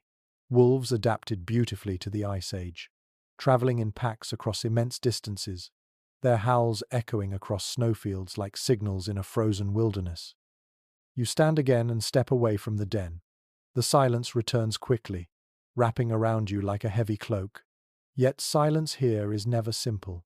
There is always something moving at the edge of perception. A rustle, a creak, a faint vibration. The tundra is like a massive instrument, shaped by frost and wind, constantly creating subtle music. Then it happens. A sound cuts sharply through the air, a long, low howl rising from somewhere far off. It trembles slightly, wavering near the end. You feel it settle into your chest. The howl is followed by a shorter one, then another, echoing faintly, a pack communicating across the vast plain. These howls traveled incredibly far in such cold, allowing wolves to coordinate movements across wide stretches of land. Hunters of the Ice Age listened closely to these night songs, learning when predators were near and when they moved away. You stay still, listening until the howls fade into a soft hum carried by the wind. A moment passes, then another. The silence returns with an almost reverent stillness. You continue walking. The night feels different now, not empty but filled with unseen life. Creatures breathe, travel, hunt, or rest somewhere beyond your view. The snow beneath you is a blanket layered with countless stories, each print or mark a reminder that survival in the Ice Age was a full-time conversation between people, animals, and the land itself. Ahead on the tundra, you notice another peculiar shape, a cluster of dark sticks protruding from the snow. As you move closer, you realize they are not sticks at all but the remains of an ancient fire pit. The wood has long decayed, leaving behind only fragments and a scattering of charcoal sealed in frozen soil. Excavations have shown that camps like this often served as temporary hunting posts. Hunters would wait in silence, scanning the horizon for mammoths, bison, or reindeer moving through the region. You crouch beside the old fire pit and sift gently through the frozen soil. You find a tiny stone flake, still sharp along one edge, a discarded piece from tool-making, left behind by hands long gone. The flake is cold against your glove, but holds a certain warmth of memory. Evidence like this has helped researchers track ancient migration routes across continents. You imagine the people who sat here, wrapped in furs, listening to the night just as you are now. A faint thump interrupts your thoughts. You straighten quickly and turn. Another thump. A slow, rhythmic beat. It takes you a moment to understand. Something large is moving in the distance. You narrow your eyes, scanning the pale horizon. A shadow shifts. Another. Then the outline becomes clear. A herd of prehistoric bison moves slowly across the plain, their heavy bodies pushing through the snow with purposeful strides. Their breaths rise like small clouds. Their humps sway with each step. These animals traveled in groups for protection, grazing on tough grasses buried beneath frost. Many Ice Age cultures relied on bison when mammoths were scarce, developing specialized hunting strategies that took advantage of terrain and wind direction. You watch the herd, captivated by the slow rhythm of their movements. The sound of their hooves carries through the cold air with surprising clarity, a steady drumming that feels almost ceremonial. They move across your field of vision, then fade into darker ground where moonlight cannot reach. When the last one disappears, the tundra grows still again. The quiet feels richer now, filled with remnants of distant footsteps and fading howls. You inhale deeply, letting the cold settle once more into your lungs. You exhale, your breath drifting upward in a pale cloud. Then you begin walking toward the next rise in the land, ready for whatever sound, shadow, or secret the frozen night intends to share next. You continue across the tundra, letting the silence fold around you once more. The snow feels different now, softer in some places, firmer in others. The landscape begins to dip into a long valley where the wind barely touches the ground, and a strange heaviness settles in the air. You breathe in and notice a faint smell riding on the stillness. Something oily, something dense. It makes you pause. You take another breath, slower this time, and the scent grows clearer. Food. Not the kind you would crave, not the warm sweetness of baked bread, or the familiar comfort of broth. This is the heavy, fatty aroma of Ice Age meals. Ancient hunters depended entirely on what they could gather, trap, or hunt in landscapes too frozen to grow crops. Their diet was rich in proteins and lipids, the only reliable energy source when the cold pulled heat from the body faster than it could be replaced. As you walk deeper into the valley, you see faint shapes in the snow, a discarded bone, a chunk of frozen fat left behind by scavengers, small clues that a recent kill might have taken place. The sight triggers a quiet unease, but also a strange curiosity. Eating in the Ice Age was not a matter of preference. It was survival. Every part of an animal had value. You descend the slope further, and eventually spot a shallow depression where stones have been arranged into a ring. The fire is gone, but inside the ring you see charred bits of marrow, burnt sinew, and melted fat frozen into the rocks. Someone cooked here recently. The residue clings to the stones, as if the fire still remembers the hands that fed it. You crouch beside the ring and brush your glove gently across one blackened rock.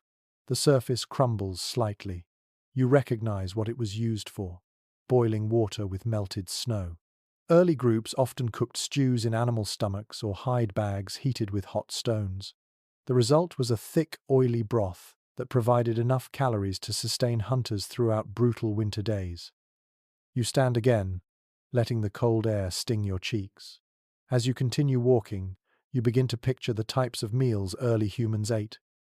Thick slices of frozen meat, shaved off with stone blades. Fat rendered from huge animals like mammoths, bison, and prehistoric horses. Dried strips of sinew chewed slowly to warm the jaw and body. There was no room for delicacy. Meals were fuel.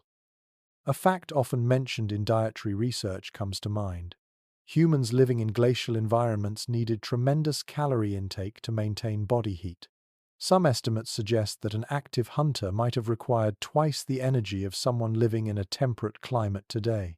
This meant meals were not only heavy but frequent, taken whenever opportunity allowed. You stop as you spot something unusual half buried in the snow. A leather pouch, stiff with frost. You kneel and open the flap carefully. Inside you find chunks of preserved fat, pale and waxy, still intact after days or weeks in the cold. You lift one piece gently. It feels solid, almost like carved candle wax. Early humans considered fat the most valuable part of a kill. Without it, even protein-rich diets could lead to malnutrition. Fat provided warmth, endurance, and essential nutrients. You slide the pouch back into the snow and rise once more, continuing through the valley. The air grows heavier with scent as you go. It is not unpleasant exactly, but strong in a way that makes your throat tighten. You soon discover the source. A carcass lies partially covered by drifted snow, the remains of what looks like a prehistoric horse. The ribs are exposed on one side, their curved shapes reaching upward like pale fingers. Some meat has been stripped away cleanly, suggesting tools rather than teeth. Other sections are torn by predators or scavengers. The kill is recent enough that the body has not yet fully frozen solid. You step closer, careful not to disturb anything. The smell intensifies, a thick combination of iron, fat, and cold earth. You feel the air grow slightly warmer just above the exposed organs, though you know the heat is faint and fading fast. Ancient hunters would have descended on a carcass like this with practiced efficiency, stripping meat into large slabs, melting fat with hot stones, and storing every edible piece before scavengers arrived. You picture them here now, cutting through hide with stone blades, scraping membranes, separating tendons, and packing portions into hide bags.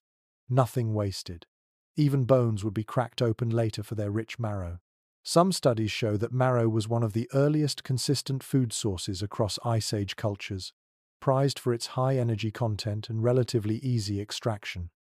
You step back from the carcass and look around the valley. Snow has been disturbed in multiple directions. Deep prints show where hunters approached. Lighter ones trace the paths of predators. You see long, straight tracks from wolves. Wider, staggered prints from a cave lion or another large hunter. The valley became a meeting point for life and death, drawn together by the promise of a meal. You keep walking, leaving the remains behind. The valley begins to narrow, funneling you into a corridor of drifting snow. The wind whistles faintly overhead but cannot reach you down here. The quiet grows sharper, more intimate, and soon you hear new sounds: crunching, rustling. Someone or something is nearby. You move slowly, your steps careful and light. You reach a bend in the valley and peer around it. A small group of ancient humans kneels around a low fire. Their backs are to you, and their furs glow faintly in the firelight. You freeze, not wanting to startle them. They sit quietly, working with practiced hands. One person scrapes fat from a large bone, adding it to a pot made of hide suspended over the flames. Another sorts through strips of meat, selecting the best pieces to dry for later. A child nibbles on something small and pale, possibly a piece of dried marrow or rendered fat. You stay hidden, just observing. The fire crackles softly. The smell from the pot grows stronger, thick and almost sweet. The steam rises in slow spirals, carrying warmth that you can feel even from a distance. Their faces are calm. They work without speaking, as if their tasks are so familiar that words are unnecessary. In their movements you see a rhythm shaped by generations of survival in this frozen world. You watch them cut the meat into long strips. They hang the pieces from a simple wooden frame to dry slowly in the cold air. Foods preserved like this could last for many months. When softened with hot water or eaten as is, they provided steady energy through relentless winters. One of the hunters stirs the pot, and the smell changes again, becoming richer.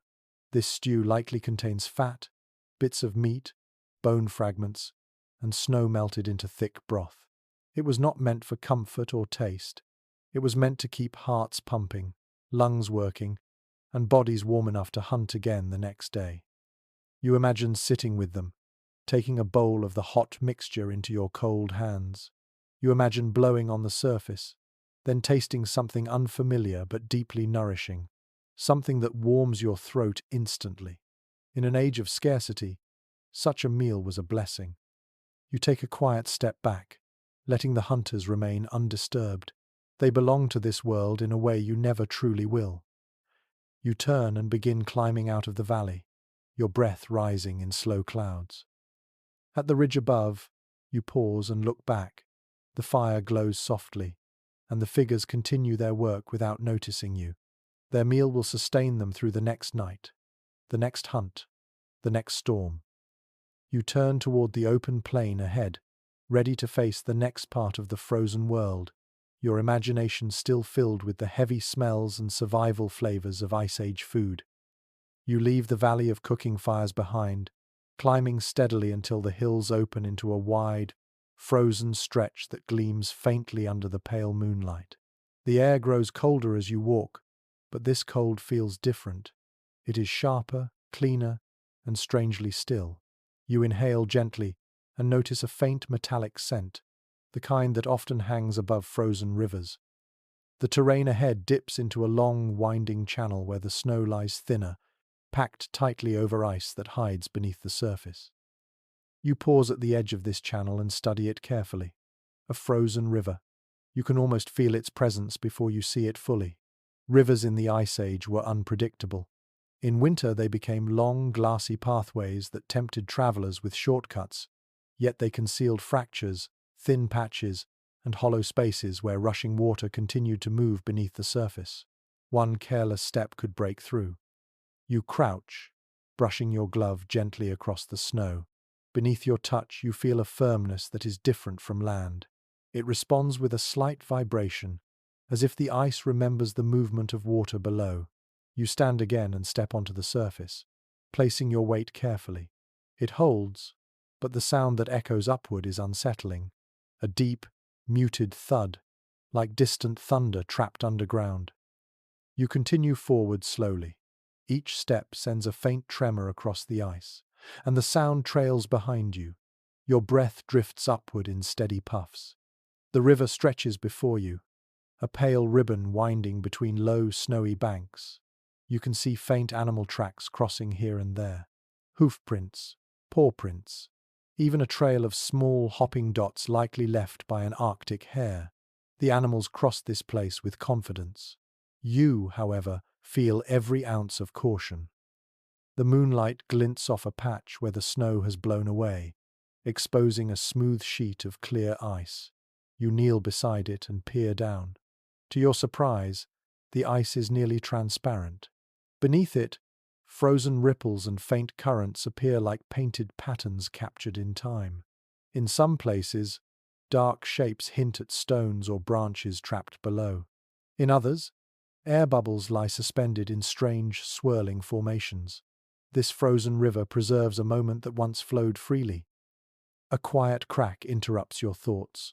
Sharp, thin, slicing across the silence like the flick of a blade. Your heart jumps. You freeze, holding your breath. The crack echoes for a moment, then fades. You exhale slowly, reminding yourself that ice often makes such sounds when temperatures shift. Even so, the noise commands respect. Travelers in the Ice Age knew the rhythms of frozen rivers, listening for the subtle difference between harmless surface cracking and the dangerous groan of bending sheets. You continue forward, placing each foot where the snow appears thickest. Soft snow often means hidden weaknesses, but here it can also indicate a less exposed surface. You step lightly, keeping your strides short and deliberate. A gust of wind sweeps across the river, carrying with it a faint singing tone as it skims the ice.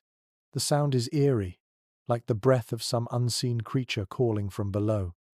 You hear another sound, a deep, hollow boom far beneath your feet. You stop instantly. The boom reverberates upward, then travels down the river. It fades quickly, leaving behind only silence. This is the river shifting. The flow beneath is likely still active, pushing against the ice despite the cold. Movements like this often created dangerous conditions.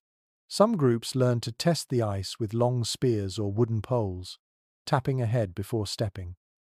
A moment later, you spot something strange near the bank, a patch of frost that looks almost sculpted, standing upright in delicate needle-like formations. You step closer and examine it. These tiny spears of ice form when intense cold draws moisture upward from cracks in the surface. They glitter like tiny glass towers, sparkling under the moon. You brush your glove against one cluster. The needles shatter instantly, collapsing into a whisper of frost. You continue along the river until you reach a wider area where the ice looks unusually smooth. You approach it slowly, checking its surface. This section likely froze later than the rest.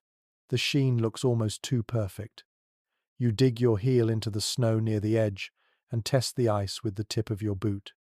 It flexes slightly, giving off a faint groan. You step back immediately. This river is teaching you something important. Movement is patience. Movement is listening. You walk toward a narrower section where the snow is deeper and the ice feels more reliable.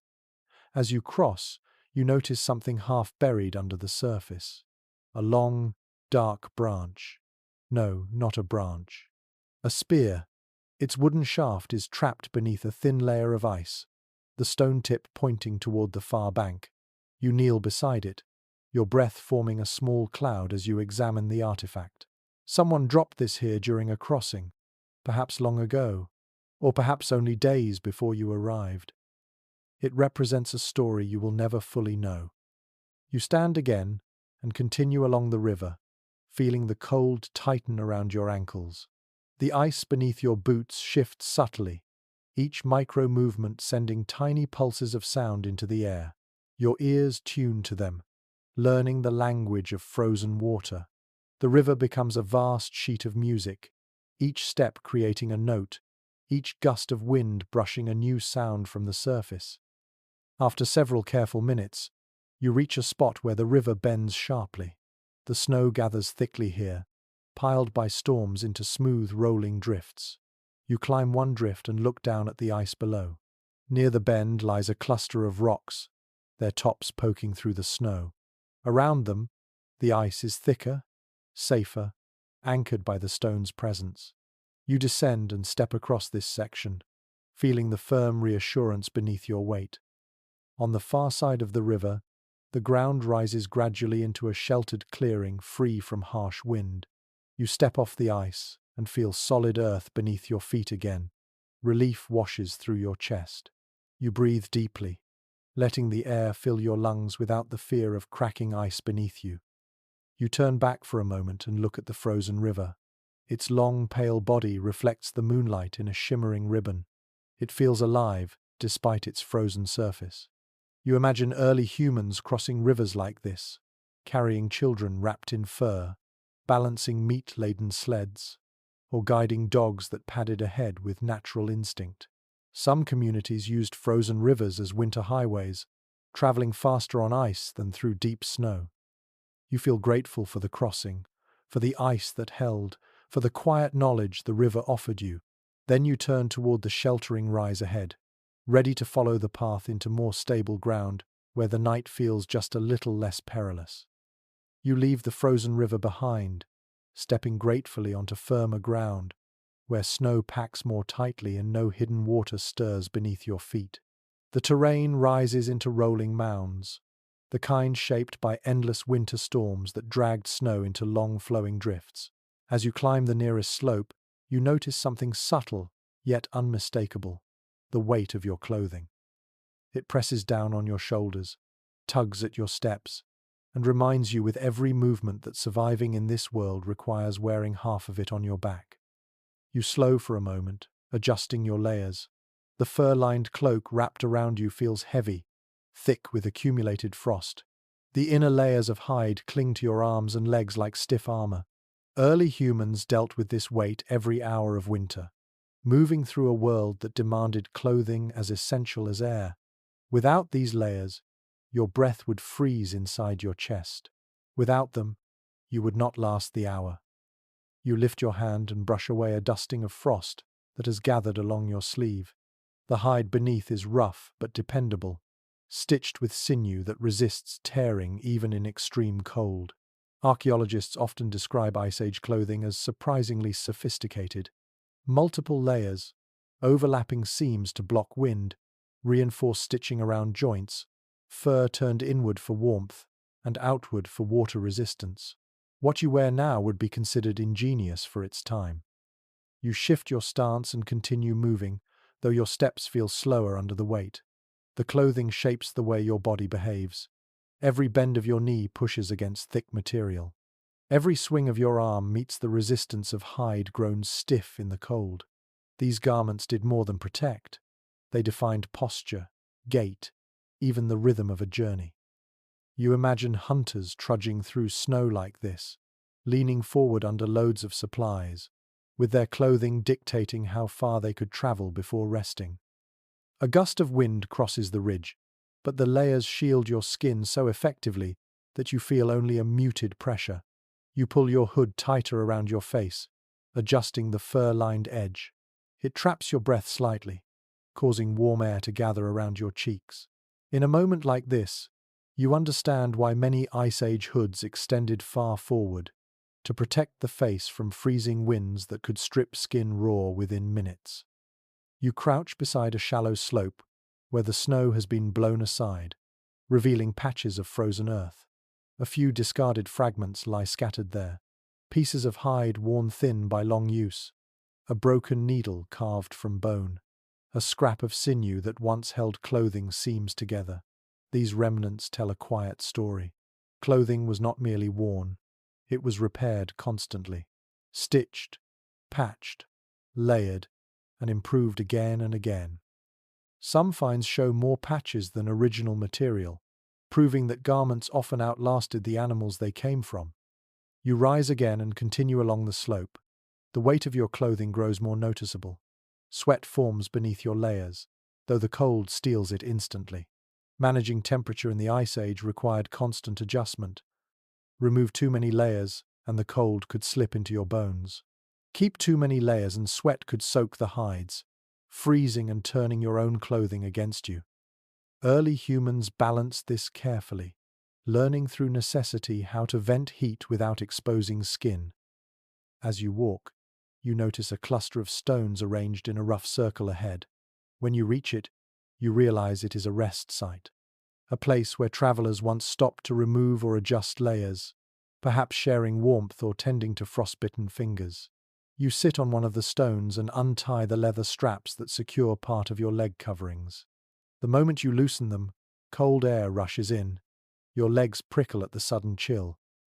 You retighten the straps quickly, understanding why people rarely exposed anything unless absolutely necessary. You stretch your shoulders, rolling them under the weight of your cloak. The garment feels like a shield, reassuring but demanding. You lift a corner of it and examine the inner fur. The strands are thick and slightly curled, likely from reindeer or bison. Such hides were prized for their insulation. In colder regions, groups sometimes layered 2 or 3 furs together, sewing them into heavy garments that transformed the wearer into a walking mound of warmth. You move on, climbing a ridge where the terrain opens into a narrow pass. As you approach the top, the wind picks up again. It catches your cloak, pulling at it like invisible hands. You lean forward, using the weight of your clothing as a counterbalance. In this moment, you appreciate how weight, though exhausting, can also anchor you against the wind. Light clothing would have left you vulnerable to gusts strong enough to topple you. At the crest, you pause to look across the landscape. Moonlight reflects off snow-packed hills, turning them into pale ripples across the world. You can almost see the path of ancient migrations, lines of travelers bundled in heavy hides, each footstep a careful placement in terrain that punished haste. Clothing made these journeys possible, allowing people to cross territories where skin alone had no chance. You descend the ridge and find a low, sheltered alcove formed by overlapping boulders. You step inside and brush snow from your shoulders. Here, where the wind cannot reach, your clothing immediately feels warmer. You sit on a flat stone and gently tug off your outer mitts. The inner gloves beneath are thin but surprisingly warm.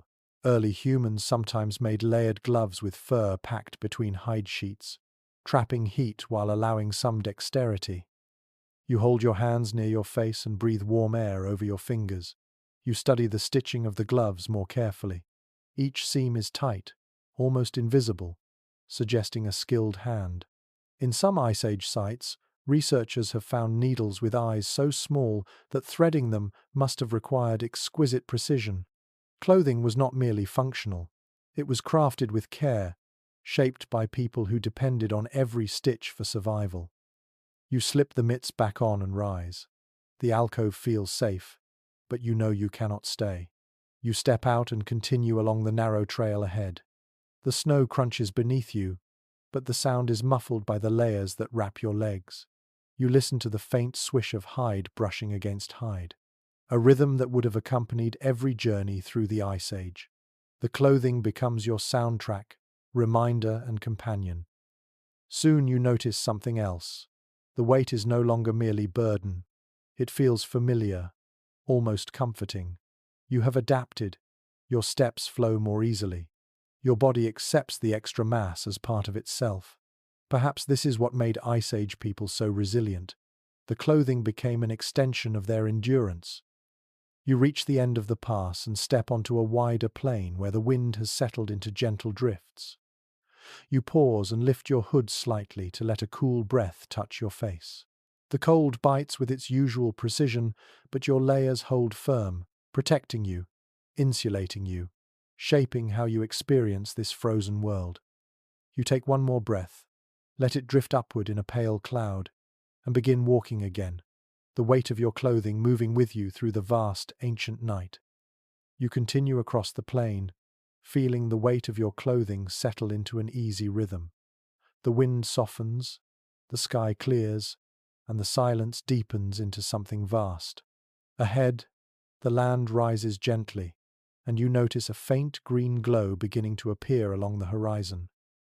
At first, it looks like a blur, a thin mist floating above the snow. Then you climb a little higher, and the glow brightens, stretching upward like a curtain of light slowly unfurling across the dark canvas of the sky. You stop walking. The cold air hovers still around you, and then the heavens move. Graceful bands of green shimmer and ripple above, forming long ribbons that twist, bend, and drift like silk caught in a gentle current.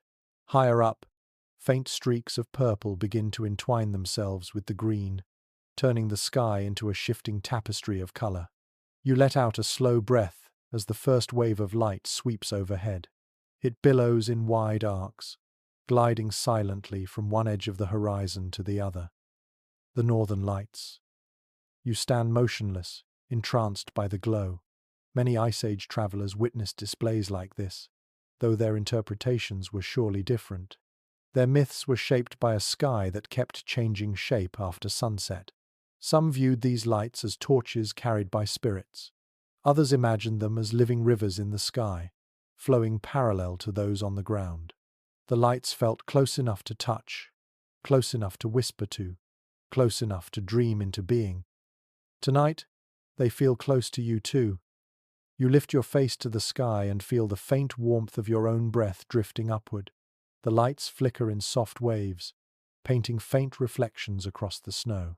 The ground becomes a pale mirror that captures every movement above, so that at times you feel as if you are walking inside the sky rather than beneath it. A cold breeze brushes lightly against your cheek.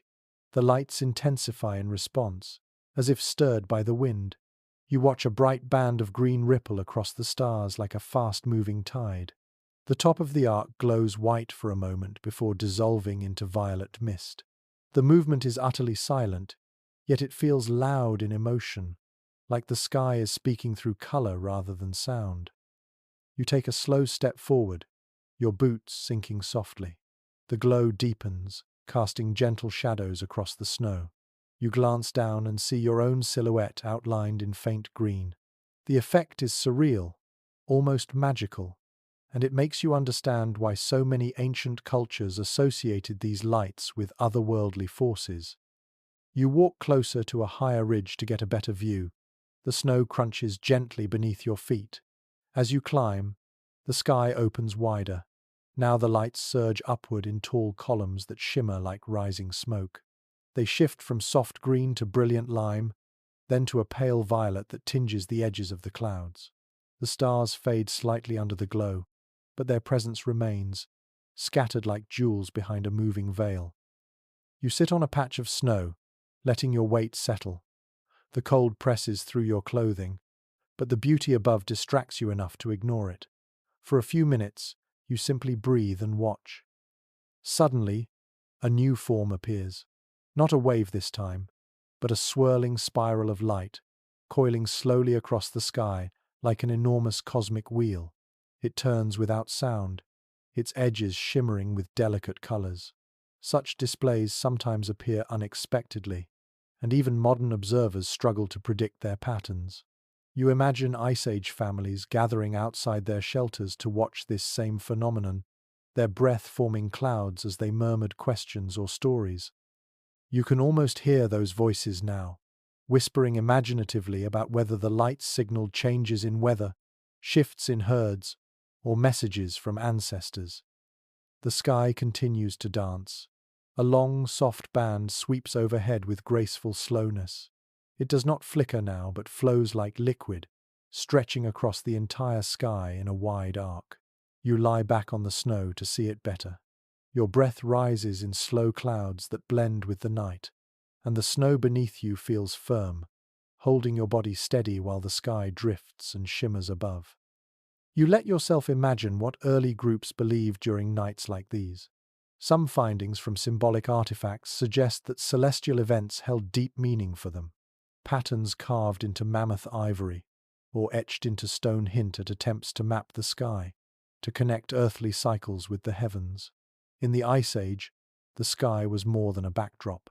It was an active presence. You watch another burst of light ripple across the horizon. The colors brighten, reflecting across your cheeks and flickering in your eyes. You feel small in the best way, wrapped in an ancient world painted with moving color. As you sit up again, you notice the snow around you changing subtly. Tiny crystals catch the shifting glow, creating miniature galaxies beneath your knees. Each crystal seems to shine with its own faint hue, green or purple or white, depending on how the sky bends above. It feels as if the lights have scattered themselves across the ground, turning the landscape into an extension of the heavens. A faint sound reaches your ears. You stop and listen. It is not the wind, it is something sharper, a long, eerie crack slicing through the distance. Perhaps ice shifting on a far lake, the pressure releasing with a noise that echoes across the plain. The aurora continues overhead, unbothered by the restless world below. The crack fades. Silence returns. A new ribbon of light unfolds above you, sweeping slowly across the sky. You watch it with calm eyes. The movement feels gentler now, softer in rhythm. You sense that the display is beginning to ebb, but not yet ending. A few more waves shimmer, less intense but still beautiful. You feel as though you are being lulled by the motion, soothed by the soft blend of colors. As the lights grow dimmer, you rise slowly, brushing snow from your cloak. The glow still lingers along the horizon, a pale reminder of the brilliance that filled the sky only moments ago. You take a deep breath, feeling the cold settle comfortably into your lungs this time. You walk forward again, continuing your journey across the frozen plain. The aurora fades behind you, but the memory of its light remains, warming you in a way no fire could. You feel as if the sky has shared something with you, something ancient, gentle, and strangely reassuring. The night around you deepens into a calm blue shadow, and your steps carry you toward whatever the frozen world intends to reveal next. You walk on beneath the fading glow of the aurora, letting the last green wisps disappear behind a low ridge. The plain ahead feels quieter now, as if the sky has tucked itself in after its own shimmering performance. You breathe slowly, your exhale drifting upward like a soft smoke plume. The cold settles deeper around you, but the stillness feels welcoming rather than harsh. As you descend a gentle slope, you begin to notice shapes across the snow, not random patches or drifting shadows, but deliberate impressions, tracks, some large, some small, each one pressed into the surface with clarity that only frigid temperatures can preserve. You step closer to the nearest set. They are massive prints, wide and rounded, with deeper impressions at the front. The scent of cold earth rises faintly from the depression. You brush a gloved hand along the edges, fresh, not more than a few hours old. You straighten, following the direction they lead, and then you see it. At the far edge of the plain stands a creature you never expected to encounter so suddenly. A woolly rhinoceros, its immense body covered in a thick coat of bristling hair that sways slightly in the wind.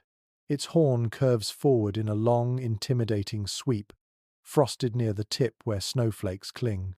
The animal lowers its head slowly, scraping the snow with powerful strokes.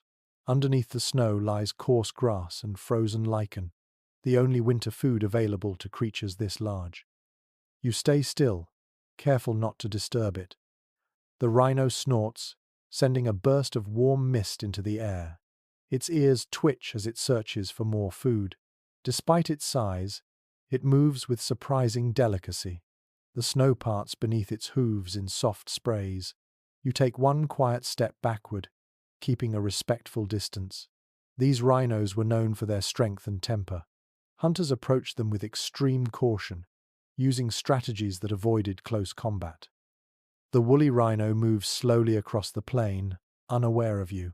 You watch it for a long moment before continuing your trek.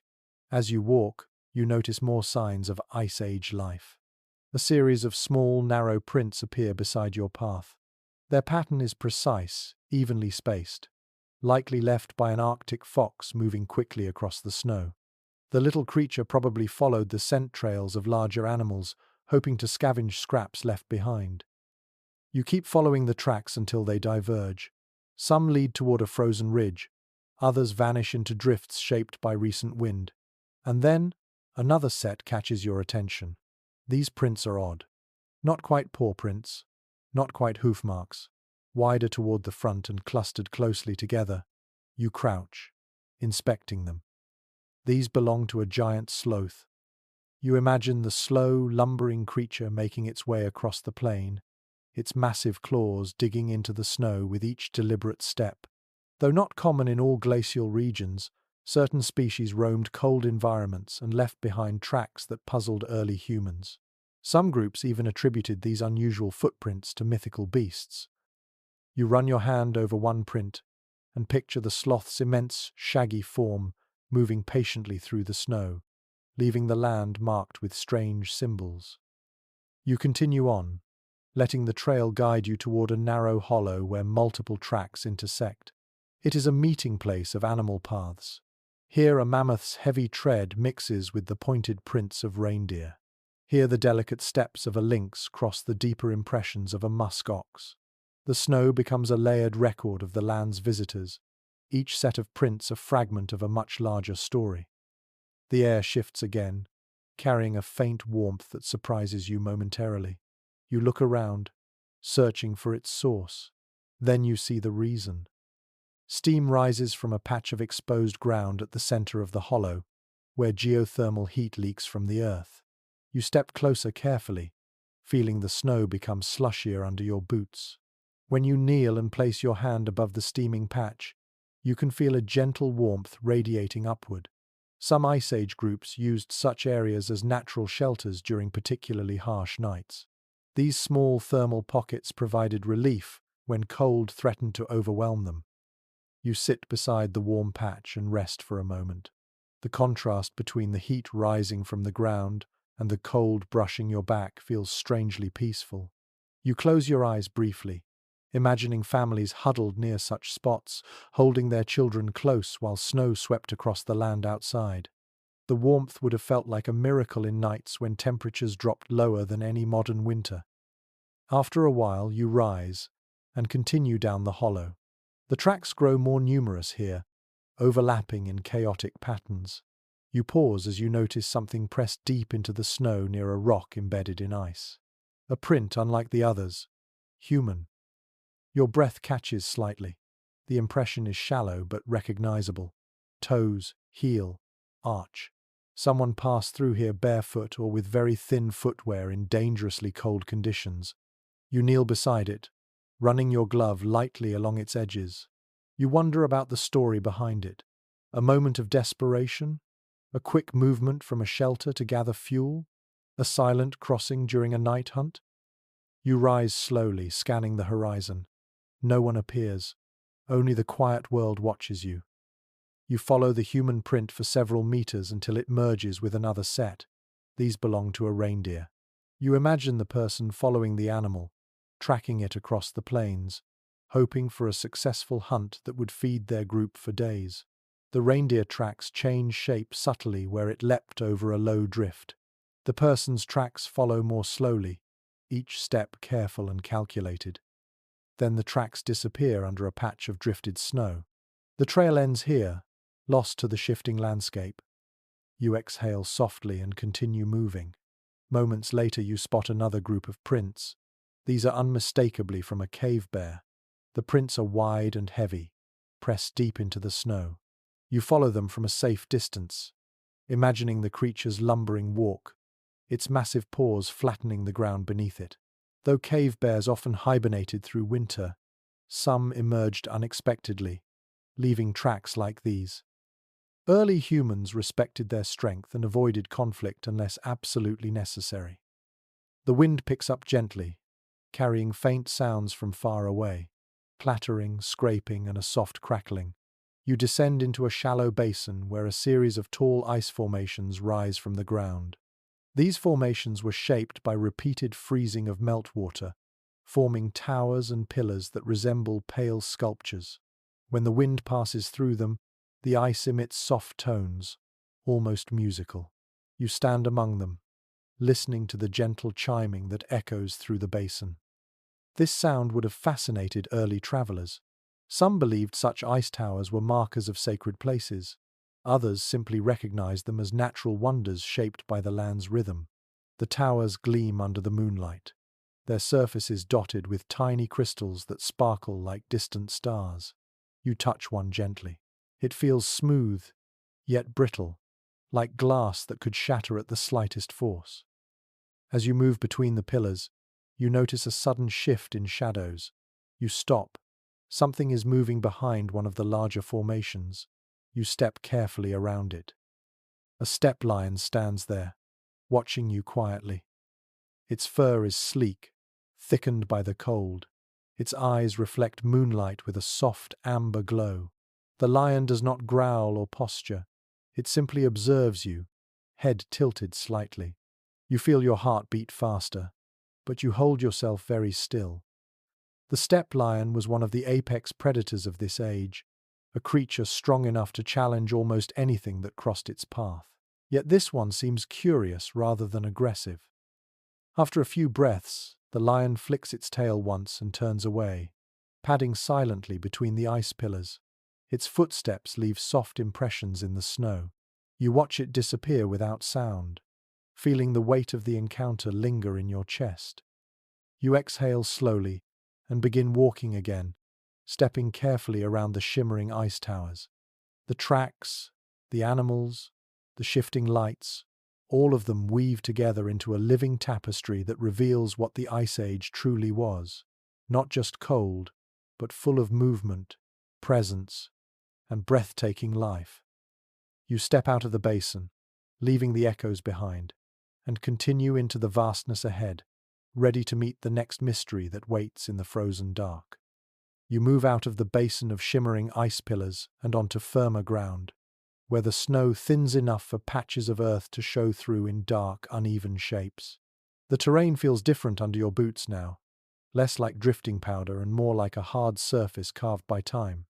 You notice clusters of stones jutting from the ground at odd angles, their edges sharp and icy. Some of the stones look intentionally arranged, others appear scattered by ancient forces. Either way, you sense that you are stepping into a place where hands once worked the land with purpose. You crouch near one of the stones and run your gloved fingers across its surface. The texture is familiar, smooth in some places, rough in others, with tiny flake scars that mark where someone chipped away at it long ago. A tool site. You lift the stone gently. Its shape is unmistakable. A blade core, the leftover center from which smaller blades were struck. Tool-making in the Ice Age required a level of skill that rivaled artistry. Each blow had to be precise, the angle just right, the force calculated carefully. A single mistake could crack the stone the wrong way and waste valuable material. You stand slowly, imagining the people who gathered here, shapes hunched around a small fire, hands steady despite the cold, tapping stone against stone. They created knives, spear points, scrapers, and delicate blades thin as a thumbnail. Such tools made the difference between life and death. They cut hides, processed meat, shaped wood, carved bone, and prepared shelters. You can almost hear the brittle clink of stone striking stone in the quiet air. You begin to follow the scattered stones, noticing how they form a subtle trail across the ground. Each fragment holds a story. Here a broken scraper, there a flake with a razor-sharp edge. You picture a hunter testing each piece before placing it in a hide pouch. You picture a mother sharpening a tool for cleaning skins. You picture children watching quietly, absorbing every movement, preparing for the day when they would shape tools of their own. Along the trail, you notice a deer bone partly buried in the snow. You brush aside the powder and lift the bone. Its surface is carved with dozens of thin, even grooves, each one carefully placed. The grooves run parallel along one side and curve slightly near the end. These marks were created on purpose, not from butchering but from crafting. Early tool makers often carved bones into points, awls, barbed hooks, or needles. You slide your fingers across the grooves and imagine the maker repeating each stroke until the bone took its new shape. You continue walking and soon come upon a cluster of objects around a shallow pit. At first you assume it is another tool site. Then you kneel beside it and realize something different. This was a workshop, a place where multiple people worked at once. Several flint cores lie half buried, along with a few finished blades. One blade, perfectly shaped, still glints faintly in the moonlight. You hold it up and examine its edges. The sharp line where light meets shadow runs clean and uninterrupted. Even after so many seasons, it retains an elegance that makes you appreciate the craft behind it. You set the blade down carefully and sit on a snow-covered log half hidden near the pit. The log is old, weathered beyond recognition, but it tells you something important. Wood, though rare, was used whenever available. Some groups traveled long distances to gather driftwood or uprooted shrubs for tool handles. They attached stone blades using sinew, resin, or rawhide straps. The result was a tool that could withstand harsh conditions and repeated use. You lift your gaze and notice something carved into a boulder near the workshop. Lines, crosshatches, a long curve, maybe a simple map, maybe a record of successful hunts. Maybe a teaching guide for young tool makers. Researchers still discuss the meanings behind such markings. Some believe they were practical guides, Others think they carried symbolic meaning that related to seasons, migrations, or social rituals. Whatever the purpose, the markings remind you that these people were not only surviving, they were thinking, planning, and shaping knowledge. You step closer to the boulder, tracing one long line with the tip of your glove. The line bends slightly near the end, as if meant to mimic the curve of a river or horizon. Or perhaps the maker simply liked the shape. You let the idea linger as you return to the workshop pit. A gust of wind sweeps across the plain, scattering loose flakes along the ground. As the wind passes, you catch the faint scent of stone dust, a dry mineral smell left behind by countless flakes chipped away here. You imagine the air once filled with that scent, mingled with smoke from nearby fires, and the earthy smell of animal hides stretched across wooden frames. A peculiar detail comes to your mind. In certain Ice Age sites, archaeologists have discovered small piles of brightly colored stones used specifically for tool-making rituals or teaching sessions. These stones were not always local. Some were carried across long distances, traded between groups, or collected for their unusual hues. The idea that tool-making sometimes held ceremonial significance adds depth to the scene before you. You imagine an elder selecting a particularly beautiful stone to demonstrate a new technique or to mark a moment of achievement. You rise from the log and walk toward the far end of the workshop area. Here the ground dips slightly, forming a shallow trough where snow collects in soft, rolling shapes. At the bottom lies a long, flat stone splashed with patches of reddish color. You kneel beside it and scrape the surface gently. Pigment. Natural iron oxide mixed with fat or water to create paint. Early humans used pigments not only for body decoration, but also for marking tools, improving grip, and sealing cracks.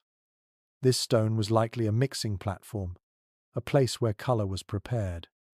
You imagine someone dipping a fingertip into the pigment and tracing lines along the handle of a spear to honor a hunt or identify the maker. These small aesthetic touches reveal something important. They cared not only about practicality, but also about identity, memory, and beauty. As you stand again, you see another artifact hidden beside a cluster of rocks. A half-finished spear point, still attached to its flint core. You pick it up and examine its edges. The maker had begun shaping one side but left the opposite side untouched, perhaps interrupted by an animal, perhaps stopped by an unexpected storm, perhaps called away by the group. The unfinished piece feels strangely intimate, as if you are touching a moment paused in time. You gently set it back and continue walking through the workshop. The snow crunches softly beneath your boots. Above you, the moon glows brighter now, stretching long shadows across the ground. You imagine this workshop alive with movement, sparks flying from flint, voices murmuring, children gathering flakes that could be used for smaller tasks, adults discussing which stones made the best blades. The place feels warm in memory, even if the air around you remains icy cold. As you leave the workshop behind, you notice another trail of scattered flint leading toward a small rise. You follow it, curious.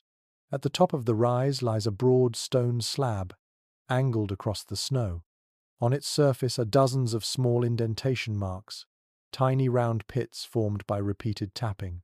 This was an anvil stone, a central hub where rough stones were struck again and again to create blade cores.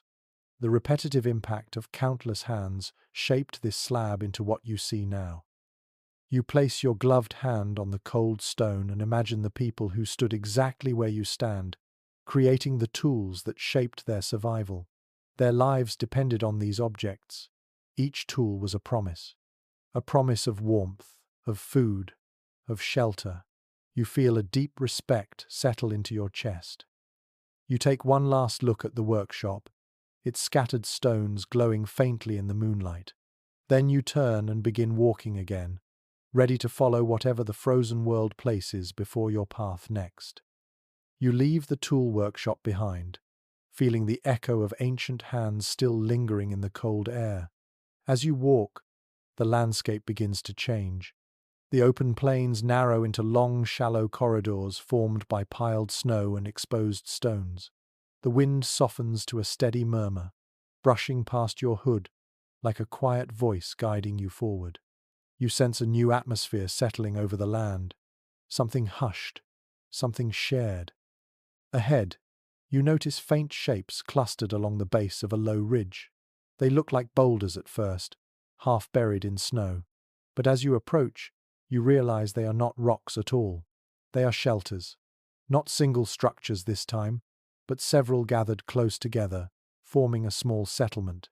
You pause on the ridge and watch tiny specks of warm orange light flickering from one of the openings. Families.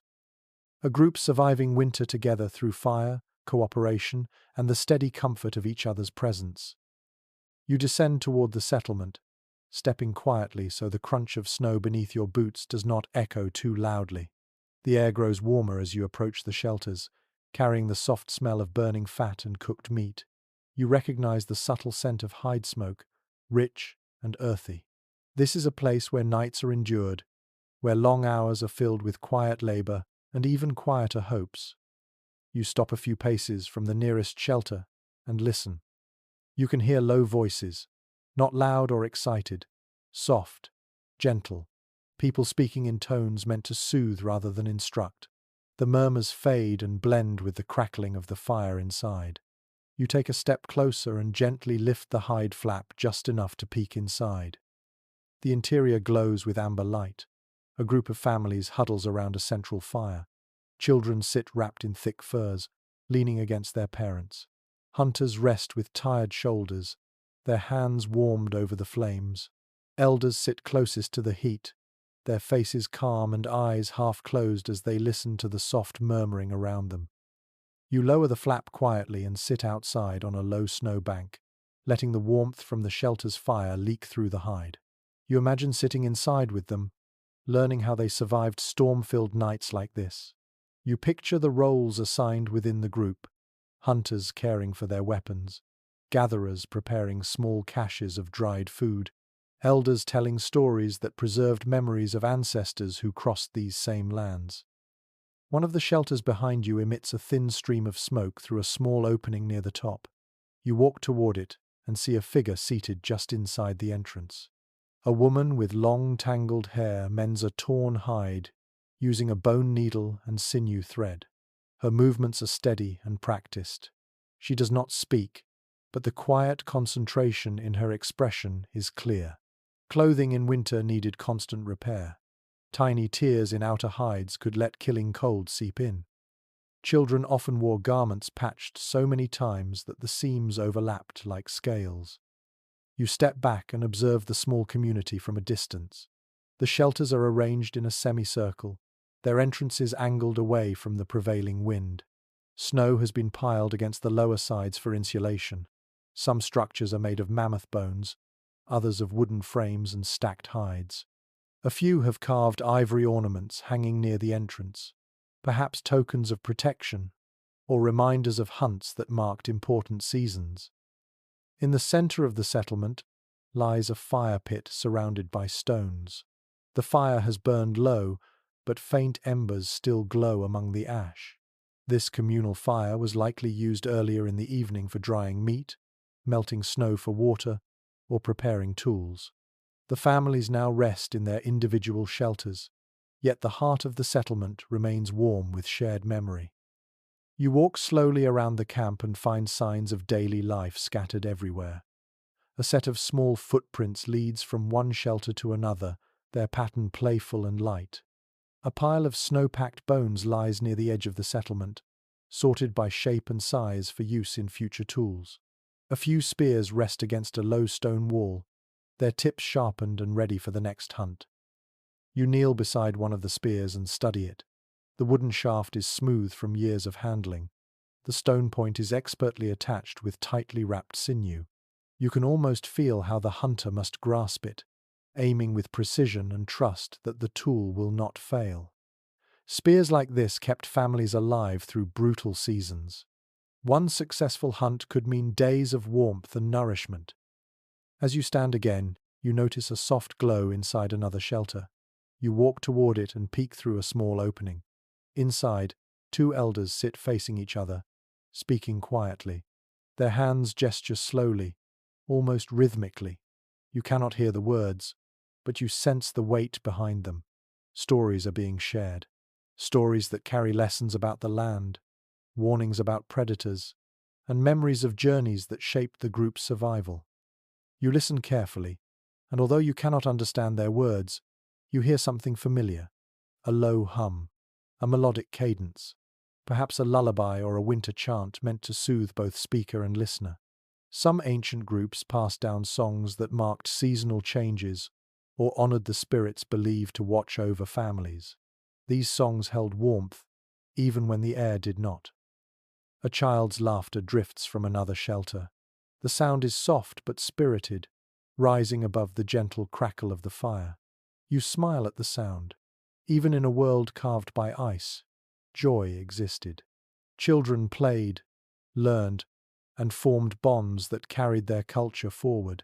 They grew up watching adults repair clothing, carve tools, and prepare food. Each gesture became a lesson, shaping a new generation ready to face the cold. You walk farther and discover a shallow hollow where several hides have been stretched across wooden frames. They are being cleaned and dried. One hide is marked with faint lines of pigment, likely used to record important events or identify ownership. The pigments create simple patterns, dots, lines, and curved shapes. These marks contained meaning that modern minds may never fully understand, yet their presence reveals a deep human desire to express identity and memory. Farther out from the settlement, you find a small mound where smoke rises faintly. You approach and see a pit lined with stones and covered by a mound of snow. The warm smoke tells you it is a slow cooking pit, where meat simmers for hours or even days. Inside, the stones remain hot, allowing the food to cook gently.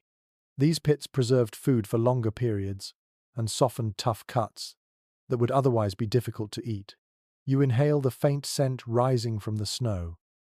It is rich and earthy, promising nourishment for the families nearby. You return to the center of the camp and sit quietly beside the low communal fire. The warmth radiates gently across the stones. You feel a sense of peace settle into your bones. Here, among the simple shelters and quiet voices, you witness the resilience of early people not through battle or hardship, but through togetherness. This world is dangerous. Predators roam the dark. Storms sweep across the plains with biting wind. Food must be hunted or gathered daily.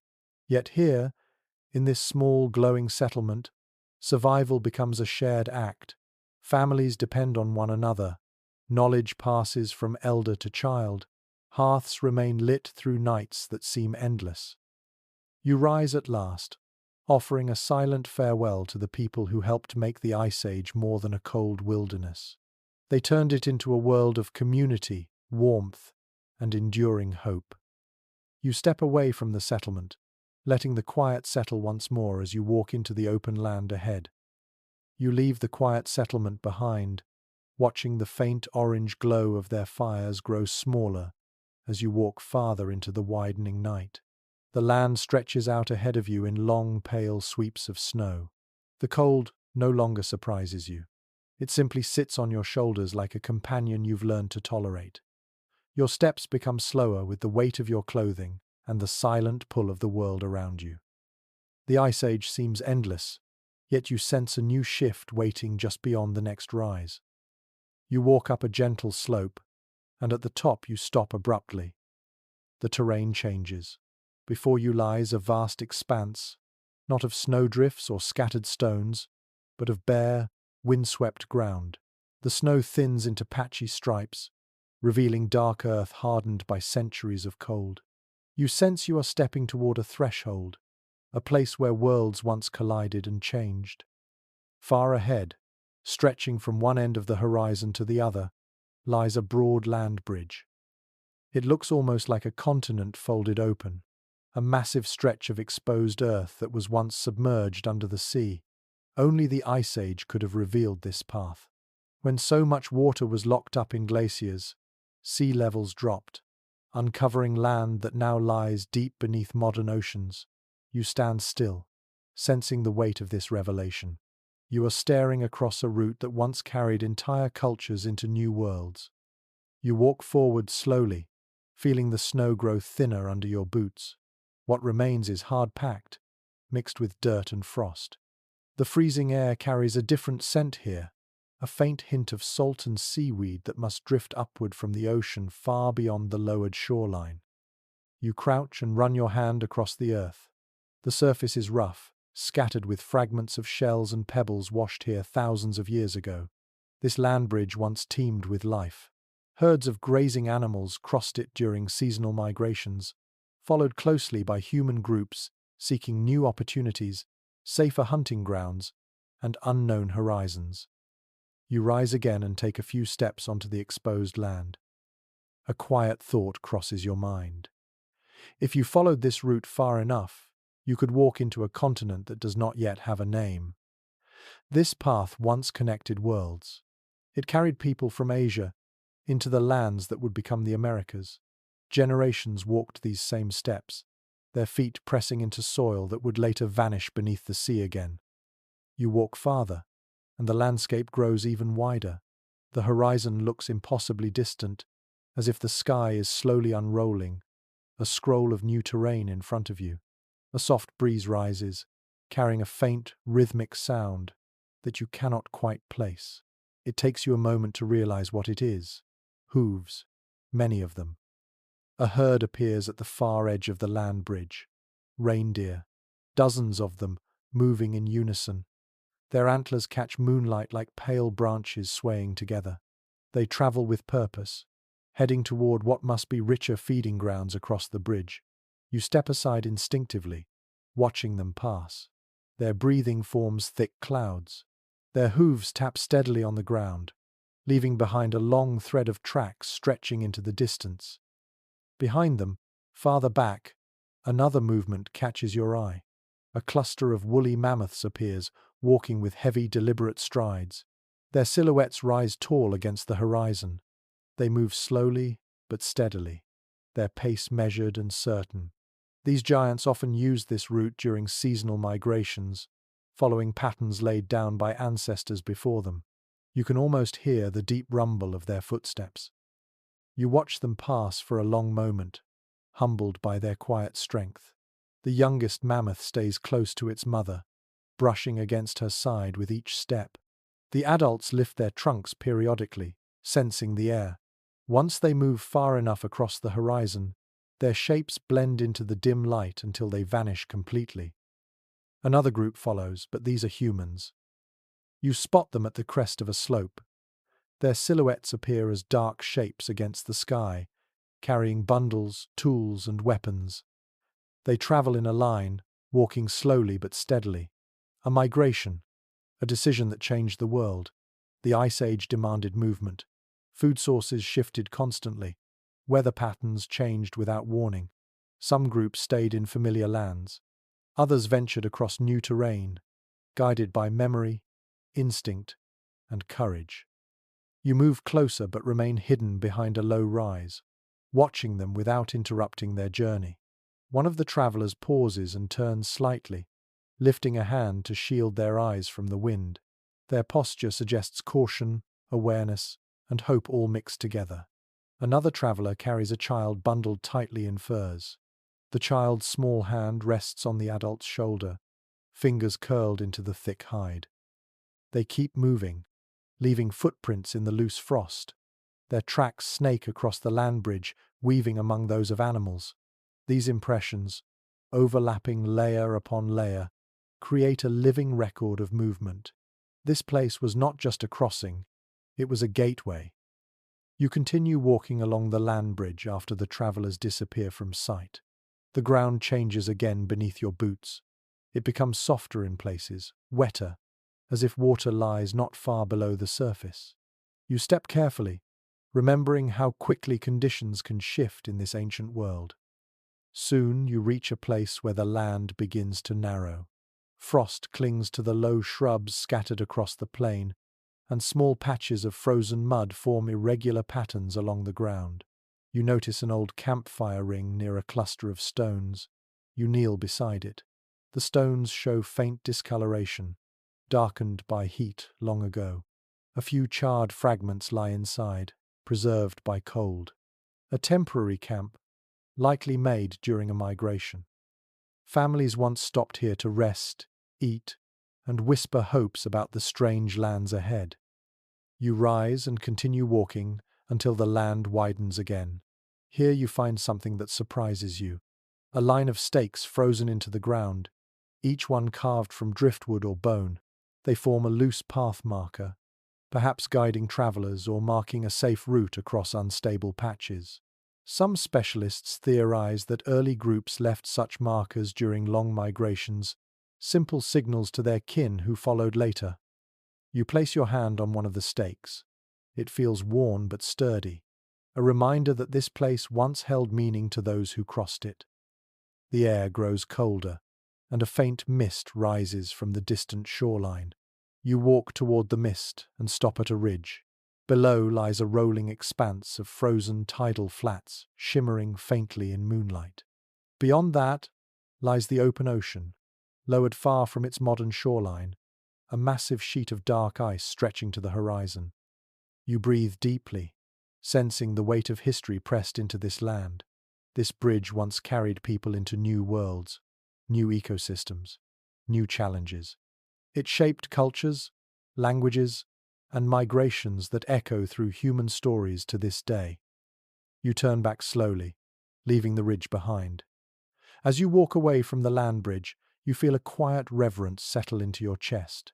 You have stood in a place where worlds once connected, where families braved unknown horizons with nothing but determination, knowledge of the land, and the warmth of each other.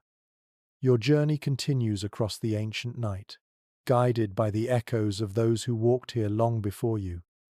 You leave the land bridge behind, carrying with you the quiet awe of having stood on a path that once changed the course of human history. The snow grows deeper again as you return to the mainland, forming long white waves that lift and fall like the slow breathing of the earth. The night wraps around you, still and blue-toned, yet something in the air feels subtly different now. It is not just the cold, it is something inside you, stirred by the migration you witnessed. You walk on, sensing that the Ice Age is about to reveal another hidden truth. As you climb a low ridge, the wind shifts direction. It brushes gently against your hood, whispering faintly as if bringing with it old voices. You stop at the crest and stare across the landscape. Below lies a broad plain where the snow spreads in thin, delicate sheets. It almost looks like parchment, crinkled lightly by the breeze. You step down into it, and with each footfall, you feel the world grow quieter, as though you are entering a place where memory itself lingers. You inhale slowly, letting the cold fill your lungs. The air tastes sharper here, tinged with something metallic and faintly sweet. You take a few more steps. Then you feel it, a shift inside your mind, a strange, subtle pressure behind your eyes. The cold grows heavier around your temples, not painful but noticeable. You blink slowly. The sensation does not vanish. This place does something to you. Ancient people who lived through the Ice Age often described moments like this in their art and rituals. Strange shifts of awareness, deepened senses, vivid dreams, memories that felt sharper or more symbolic. Some experts believe prolonged exposure to extreme cold altered the way memory and decision-making worked, especially during long winters when survival demanded intense focus and emotional endurance. You continue forward. The pressure behind your eyes pulses softly with each step. You notice details you might have overlooked before. The way snow grains shimmer differently depending on how you tilt your head. The subtle tracks left by tiny insects crawling beneath the surface. The quiet cracking sound of frost growing along the edges of a buried branch. Your thoughts feel clearer, solitary, almost weightless. As you walk, you see a cluster of stones arranged in a spiral shape. You kneel beside it. The spiral is deliberate, smooth stones placed carefully. You imagine people sitting here during long nights, feeling the same strange sharpness of mind that you feel now. They may have used this place as a thinking ground, a space to make decisions about hunts, migrations, or tool-making. Or perhaps they sat here to reflect on dreams or visions shaped by the cold. Your breath drifts upward in slow clouds. You watch the way it curls. The curves seem more noticeable than usual, each wisp turning like a tiny ghost rising into the night. You sit on your heels and let your mind settle. You feel thoughts slide easily into place, like small stones falling into a clear pattern. You think about the families you saw earlier, the tools left behind, the animals crossing the land bridge. Everything connects. You rise again and continue walking. The ground dips into a hollow where the snow forms smooth ripples. Your boots crunch softly, but the sound seems amplified inside your head. You hear layers of sound you never noticed before. The brittle hiss of cold crystals shifting, the soft thump of your own heartbeat echoing faintly against the walls of your hood. For a moment you pause, trying to understand the sensation. Perhaps it is exhaustion. Perhaps it is simply the effect of the extreme cold. Or perhaps this hollow is one of those places where the mind becomes more sensitive, where the world feels more profound. You walk deeper, and the air grows colder still. The temperature stings your lips and tightens your skin, and yet your thoughts remain strangely calm, clear. It feels as if the land is sharpening your mind even as it drains warmth from your body. Then you see something ahead. A faint glow, not firelight, not the aurora, something softer, a pale blue shimmer rising from the ground. You approach cautiously, your breath catching slightly. The glow comes from frost growing on a patch of ancient wood. The frost is thick here, layered like the scales of a frozen blossom. When the moonlight touches the frost at just the right angle, it reflects upward, creating a soft halo. You crouch again and place your gloved hand near the frost. You feel the cold radiating outward. The patch must be sitting above a thin layer of frozen moisture that expands and contracts, pushing the frost upward into delicate forms. In the Ice Age, people sometimes interpreted such phenomena as signs of spiritual presence or shifting seasons. They sensed meaning in the way frost formed, melted, or radiated light. You rise slowly, letting the glow fade behind you. As you move farther, the world becomes more open again.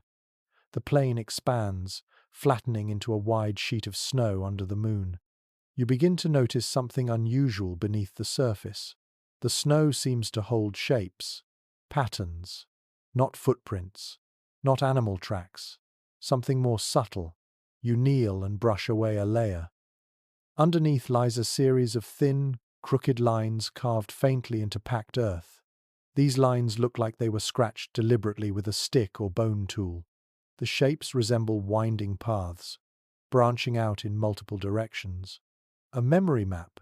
Ancient people sometimes created simple maps to guide travelers through familiar regions or to mark the safest routes during winter migration. You trace one line with your finger. It curves left, then splits into two smaller paths, perhaps a representation of valleys and ridges, perhaps a symbolic guide for future journeys. You imagine a small gathering of people standing here, carving this pattern while discussing routes, dangers, and opportunities. You stand again, feeling your mind sharpen further. You understand why the cold shaped memory so strongly. In this world, everything mattered.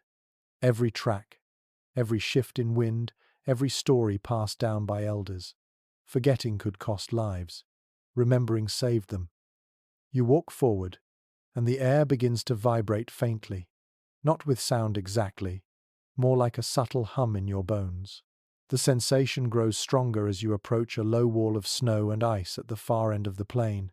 You climb the wall, and at the top you see the source, a frozen pond. Its surface is a mirror of glimmering ice. You step closer slowly. The ice is perfectly clear, revealing a dark void beneath, and on the surface lies a network of cracks that spread outward like branches of a glassy tree. The patterns pulse faintly in the moonlight, creating the illusion of movement.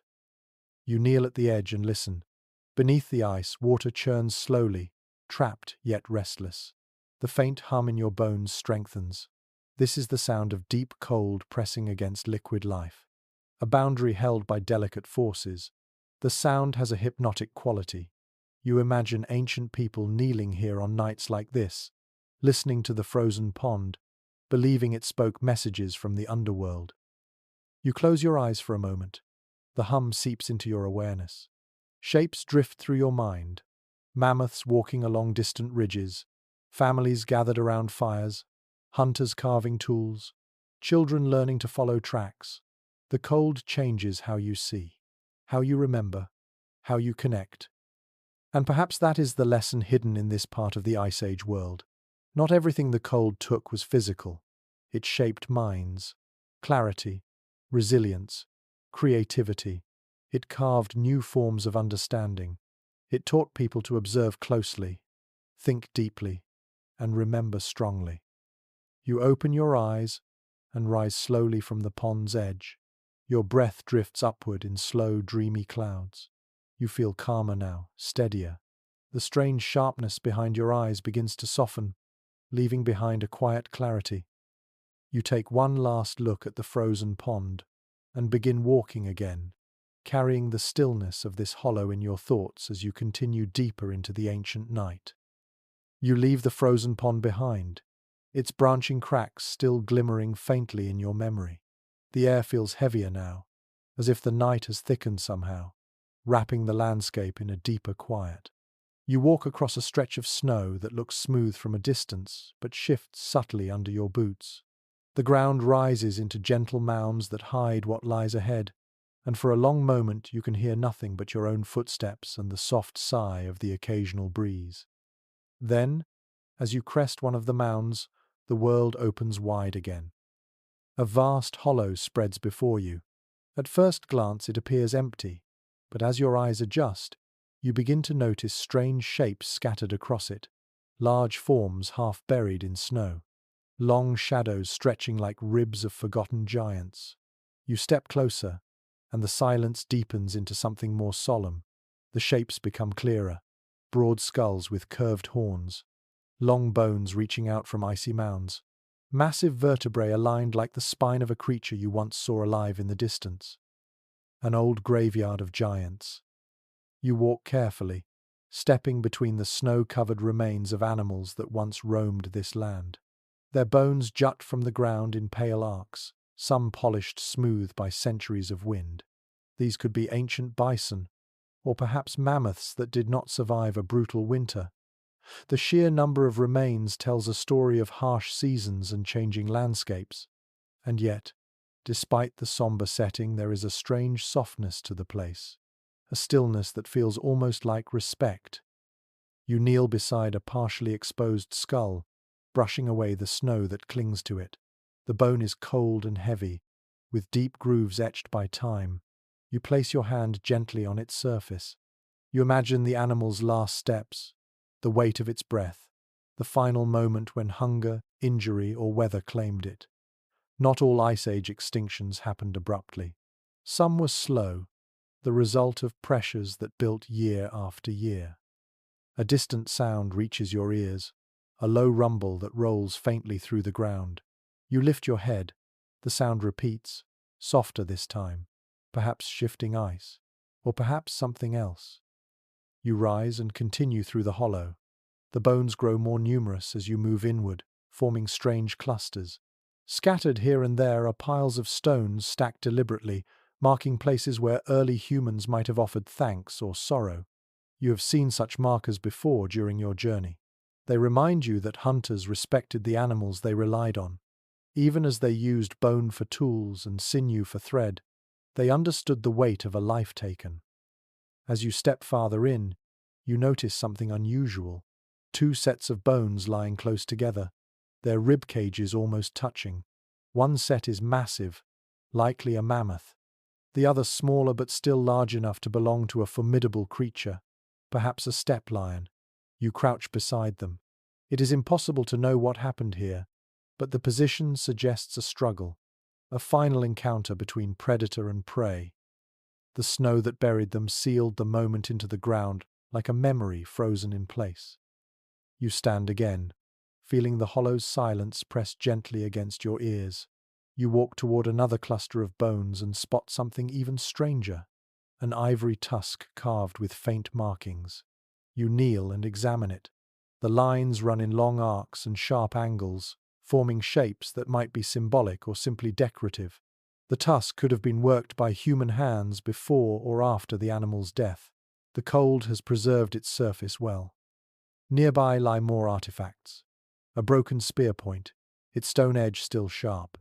A smooth piece of antler drilled with small holes. These items suggest that humans once gathered here, perhaps to process a large animal after a hunt. Or perhaps this place served as a natural trap where exhausted creatures collapsed after crossing the nearby ridges. You imagine a group of hunters approaching cautiously, checking for predators, then setting to work by torchlight while the wind carried their breath across the hollow. You continue walking, letting the landscape shift around you. The hollow narrows gradually, funneled by rising ridges on both sides. You notice dozens of scattered bones from small animals now, not just giants. Hares, wolves, and smaller deer once passed through here too, leaving behind their own faint stories. Some bones are cracked, revealing hollow centers scraped clean long ago. Others are perfectly intact, their shapes blurred slightly beneath frosted snow. As you near the far end of the hollow, you see something different again. A pattern in the snow. Not tracks, not natural formations. Circles. Large, wide circles drawn faintly into the ground. You step into one of them and examine it closely. The edges are shallow but intentional. Ancient hunters sometimes used circular formations to gather and trap herds. By guiding animals into these shapes, they coordinated attacks more effectively. Or perhaps this circle marked a ceremonial space, a symbol created after a great hunt to honor the creatures that provided life. You step out of the circle and continue. The hollow now feels like a wide corridor leading towards something significant. The rumble you heard earlier returns, this time slightly clearer. A long, low vibration that makes the snow tremble beneath your boots. Then you understand. A glacier lies ahead, one of the massive sheets that shaped the entire Ice Age world. The hollow you've walked through is a lowland carved by glacial retreat, and filled with the remains of animals drawn to sparse resources or caught by sudden storms. You approach the glacier slowly. Its towering surface rises in pale blue walls that catch the moonlight in deep shimmering layers. As you near the base, you feel the cold intensify. The air grows sharper, and each breath feels slightly tighter. The glacier groans softly, as if shifting its weight. The sound moves through the ground like a slow heartbeat. Scattered around the glacier's base are bones unlike those you saw earlier. Some are massive, belonging to creatures now long extinct. Others appear more recent, caught in crevasses or frozen in melt runoff. The glacier is a collector of history. It gathers everything that touches it: animals, stones, artifacts, even entire landscapes. You place your hand gently against the ice. It feels impossibly cold, yet there is something strangely alive about it. You sense movement deep within, slow and constant. This ancient wall has devoured and returned life countless times. You take a few steps back and look again across the hollow filled with bones. This place is not just a graveyard. It is a crossroads of stories, a testament to the harshness of the Ice Age, but also to the creatures that endured it in all their strength and fragility. You breathe deeply, letting the cold settle into your lungs as you turn away from the glacier. You walk out of the hollow, leaving behind the echoes of animals whose footsteps once thundered through this land. With each step, the bones fade into the distance. The night remains vast and silent, and somewhere beyond the next ridge lies another truth waiting to be revealed.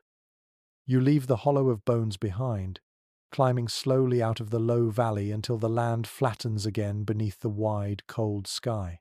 The glacier you glimpsed earlier now rises off to your left like a pale, sleeping giant, its edges glowing faintly where the moon touches them.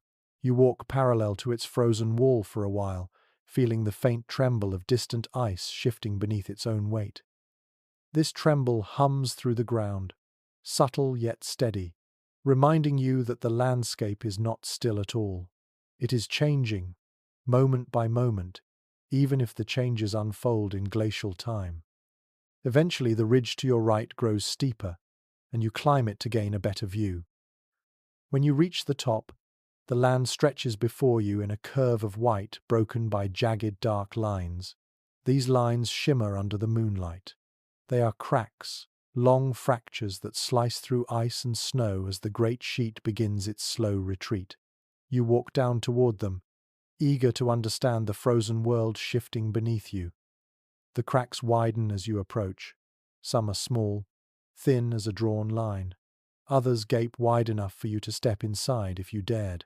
The deeper ones glow a soft blue within, the color of older ice pressed under heavy layers for centuries. You crouch near the edge of one such crevasse and peer into its depths. Cold air rises from below, carrying a subtle mineral scent. The walls are layered with bands of ice, each stripe revealing a story of snowfall, storm seasons, faint ash from eruptions carried across continents, and ancient winds that once swept this land clean. You place your hand on the ground near the edge and feel the vibrations again. The glacier is shifting, pushing, easing back from places where it once dominated everything. You rise slowly as another low crack echoes across the landscape, not loud but powerful, a reminder that ice, despite its silence, holds enormous force. You continue walking until you come upon a region of the glacier's edge that dips sharply. Meltwater has carved a hollow there, creating a low basin filled with slushy ice. You step around it, careful not to break through the thin surface. The edges look darker, stained by minerals drawn up from deep layers as the glacier melts. Here and there you see small stones scattered along the basin. These are not local stones. The glacier carried them from far away, releasing them only now as it shrinks back. One stone catches your eye. A smooth, oval-shaped rock the size of your palm rests half buried in wet snow. You pick it up. Its surface is polished in a way that reminds you of river stones, but you are nowhere near a river. The glacier moved this rock for hundreds, maybe thousands of miles before leaving it here. You place it back on the snow, appreciating how such objects can reveal the glacier's slow journey across continents. Farther ahead, the landscape becomes rougher as the ice sheet's retreat carves uneven ground. Jagged ridges of ice rise like frozen waves, curling in shapes that defy simple description. You walk between them, brushing your hand along their edges. The ice feels smoother here, recently exposed to the cold night air. The surfaces glisten with fresh frost as if the landscape is dressing itself in new patterns each evening. These ridges form natural pathways. You move through them, listening to the faint creaking beneath the surface. The glacier is not collapsing, it is breathing, expanding during cold spells, contracting during slightly warmer days, groaning as it shifts material from deep inside to its surface. As you walk, you begin to hear a different sound, a soft, rhythmic dripping. You round the next ridge and discover a small meltwater channel flowing along the glacier's edge.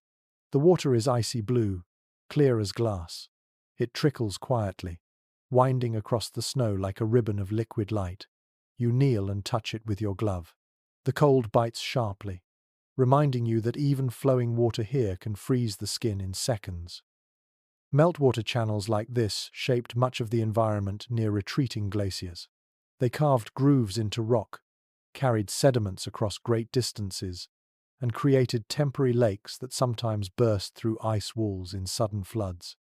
Those floods left dramatic marks on the land, scouring valleys and rearranging boulders in patterns that puzzled early travelers.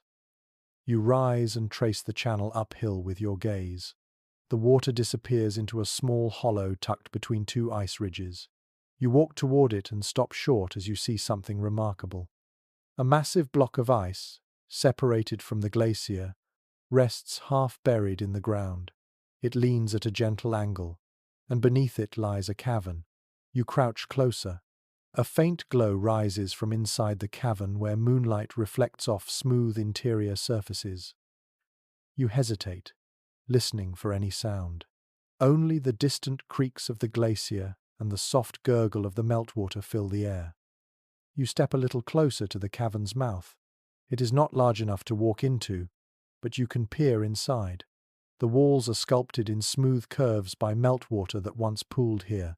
The ice glows blue, almost translucent. In the deepest corner sits a frozen column formed by countless drips. It looks like a delicate sculpture shaped by time alone. You look around and notice several stones piled near the cavern's entrance. These stones are arranged intentionally. Someone placed them here long ago. Such piles might have marked good shelter, warned others of thin ice, or simply served as waypoints for hunters moving quickly across the landscape. Whatever the reason, the stones tell you that humans once walked this same path during seasons of glacial retreat. You continue walking along the glacier's edge, watching as the landscape shifts from smooth ice to rough moraine. The moraine is a mixture of stones, gravel, and soil deposited by the glacier. You step over low mounds of debris, each one a small mountain of material carried here by ice over thousands of years. Some stones are worn smooth, others jagged. Many lie in piles where the glacier dropped them suddenly as it melted. You pause to inspect one such pile and find a piece of fossilized wood. You lift it gently. The wood is dark and feather light, its grain still visible. Perhaps this once belonged to a forest crushed by the advancing glacier long before humans arrived. Now it emerges again, freed by retreating ice. You set the fragment down, feeling a sense of quiet reverence. As you move farther from the glacier, the ground softens. Snow gathers in deeper drifts. The air feels slightly warmer, though the cold remains sharp enough to bite your skin. You turn back to look at the glacier once more. Its massive face looms quietly, its edges glowing under the moon, its ridges catching faint silver light. You watch as another low groan ripples across its surface. The sound travels through your bones. You realize then that you are witnessing a moment of transition. The glacier is slowly releasing its grip on the land, reshaping the world in ways that will echo for millennia.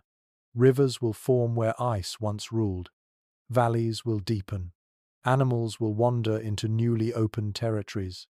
And humans, always moving, will adapt to the changing terrain with the same resilience they have shown throughout this frozen age. You breathe deeply, taking in the cold air one more time. Then you turn away from the glacier and begin walking toward the next rise in the landscape. The groans and shifts of the ice fade behind you, replaced by the soft crunch of snow underfoot. A new chapter of the ancient world waits just ahead. You continue across the uneven ground, leaving the glacier's murmuring presence behind you. The air grows noticeably softer now, though the cold remains sharp enough to sting your cheeks. As you walk, the land begins to slope downward into a broad valley. At first it appears like any other stretch of Ice Age terrain, blanketed in pale snow and shadow. But then you notice something new, a sound, faint at first but unmistakable. Flowing water. You slow your steps. The trickle grows louder as you move closer to the valley floor. Meltwater from the retreating glacier has found its path, carving through ice and soil until it forms a young river, a ribbon of motion across a landscape that has felt frozen for generations. You descend the slope cautiously, your boots crunching softly, until you stand at the edge of the river. It is wider than you expected, not deep enough to be dangerous, but undeniably alive. Its surface glitters with the moonlight dancing across small ripples. The water flows with quiet determination, winding around patches of ice that cling stubbornly to its edges. In some places, the current cuts through thin layers of snow, revealing streaks of dark sediment beneath. You crouch and touch the surface lightly with a gloved hand. The water snaps cold against your fingers. Its clarity is astonishing, as if it remembers nothing but purity. Meltwater like this carried minerals and nutrients across the land, feeding new streams and shaping fresh ecosystems. You lift your hand and watch droplets freeze instantly on your glove. Along the riverbank lie scattered stones, smoothed by grinding ice. You pick one up. Its surface feels polished, shaped by countless seasons spent trapped beneath glacial weight. Such stones were prized by early communities for tool-making, small enough to carry, yet tough enough to be shaped into blades or scrapers. You place the stone back gently and stand. A little farther along the bank, you notice unexpected shapes clinging to the river's edge. Clusters of delicate plants, pale green and barely taller than your thumb, push through the thawing ground. These small shoots signal the earliest stage of renewal. As the ice retreated, pioneer plants moved into exposed soil. Their roots stabilized the earth, creating the first patches of greenery in an otherwise white world. You lean closer and see tiny beads of frost clinging to their thin leaves. You continue walking beside the river, listening to its patient flow. The sound is soothing, almost comforting after so many silent days. It recalls memories of distant springs and summers that have not yet arrived in this land. The water curls around bends, carrying with it flakes of ice and bits of sediment. The quiet rush creates a texture in the air that feels almost warm compared to the relentless stillness of the frozen plains.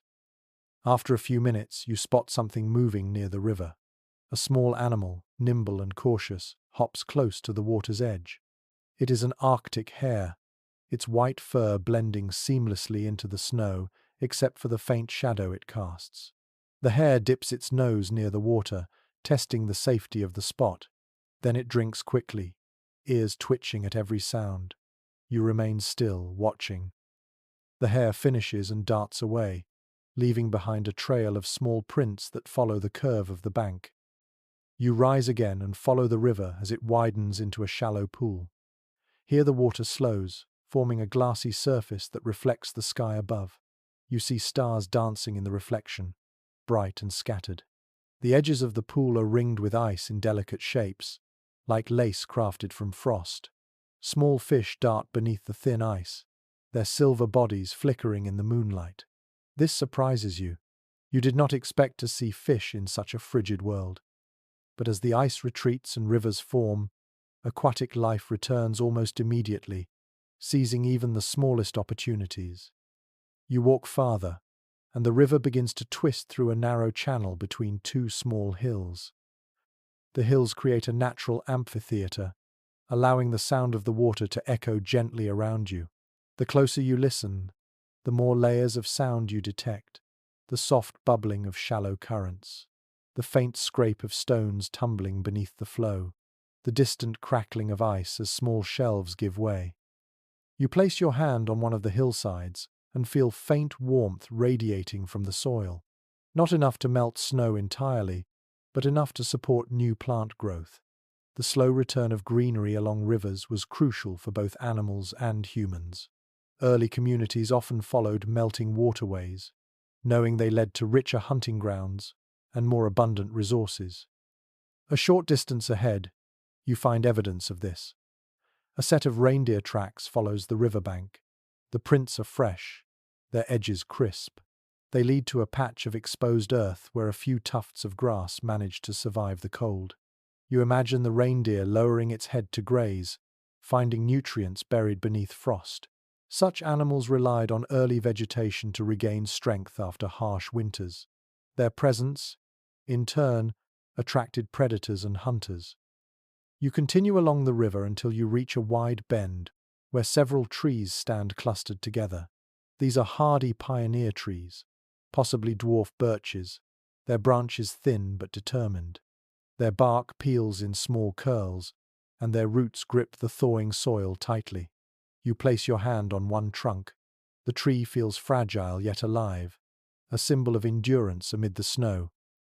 Beneath one branch, you notice scratch marks on the bark, claw marks, likely from a passing predator marking territory or sharpening its claws. You picture a lynx or a wolverine slipping through this narrow grove, its fur blending into shadows, its movements quiet as breathing. The river moves beyond the trees and enters a wider basin. Here the water spreads out into small channels, weaving through shallow pools. You kneel beside one of the pools and see lines in the mud beneath the surface. These lines form delicate webs of trails left by insects or small aquatic creatures. The tiny imprints suggest the beginning of a thriving ecosystem, subtle but growing. As you stand, a distant rumble reaches your ears. You pause, listening closely. The rumble grows louder, then becomes a rushing noise. You turn your head toward the sound. A larger channel of meltwater appears ahead, flowing more quickly than the river you have been following. It cascades down a small fall of ice and stone, splashing loudly. The sound fills the valley, echoing between the hills. You move toward it, captivated. At the base of the fall, the water churns into swirling foam and carries with it fine sediments that glisten like dusted minerals. This meltwater fall will eventually carve deeper channels, reshape the valley floor, and feed into lakes that support new life. You stand mesmerized for a moment, listening to the roar. Water returns with force to a land that once held nothing but ice. You take a slow breath and realize how profound this moment must have been for ancient people. To see water flow again after long frozen stretches would have signaled new possibilities. Rivers meant fish. Lakes meant shelter for migrating birds.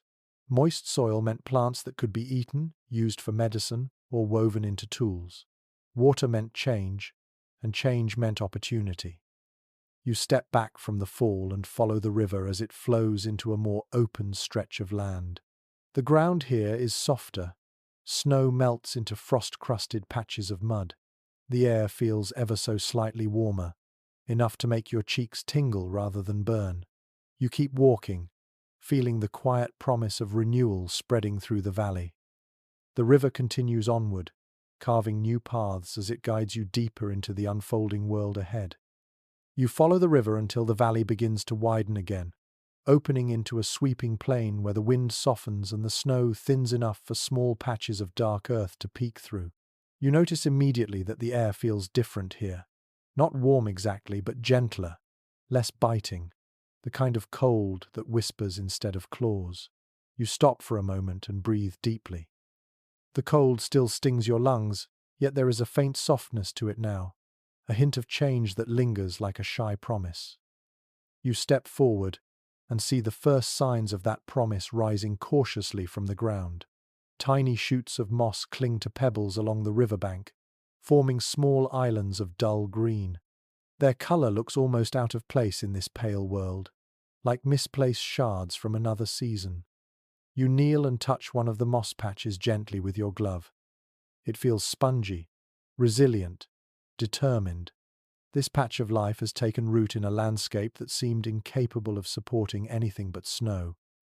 As you rise, a soft gust of wind sweeps across the plain, carrying the faintest scent of wet soil, a subtle, earthy smell that feels strangely comforting.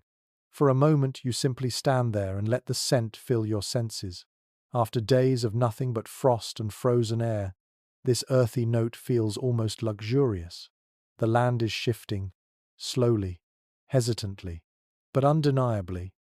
You continue your journey beside the winding river, noticing more life appearing the farther you walk. Small shoots of grass cling stubbornly to the edges of exposed mud. A single flower bud, pale and tiny, pushes upward from a cracked patch of soil. Even a few insects begin to appear, their delicate wings shimmering faintly in the moonlight as they hover over the thawed patches. They move slowly, cautiously, as if testing their fragile place in the returning world. You look up and notice the sky has changed too. The stars still shine brightly, but the horizon holds a faint bluish glow, a pre-dawn suggestion that daylight will arrive sooner than before. Night stretches long in this climate, but even the night seems to shorten as the warming begins. You walk farther and come across a rocky outcrop jutting from the ground like an old memory pushing up through the snow. The rocks sparkle faintly with thawing frost, but what catches your attention are the small splashes of lichen covering their surfaces, yellowish, bluish, rusty red in places. These hardy organisms thrive where others fail. They grip stone like patient hands, slowly breaking it down into soil over centuries. You touch one of the lichen patches gently. Its surface feels dry, almost brittle, but beneath the top layer lies a tiny reservoir of life. These organisms will help reshape the land for generations to come. In places like this, researchers found early signs of ecosystem recovery after glacial retreat.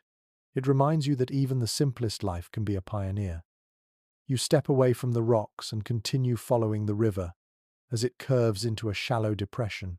There, you find something unexpected.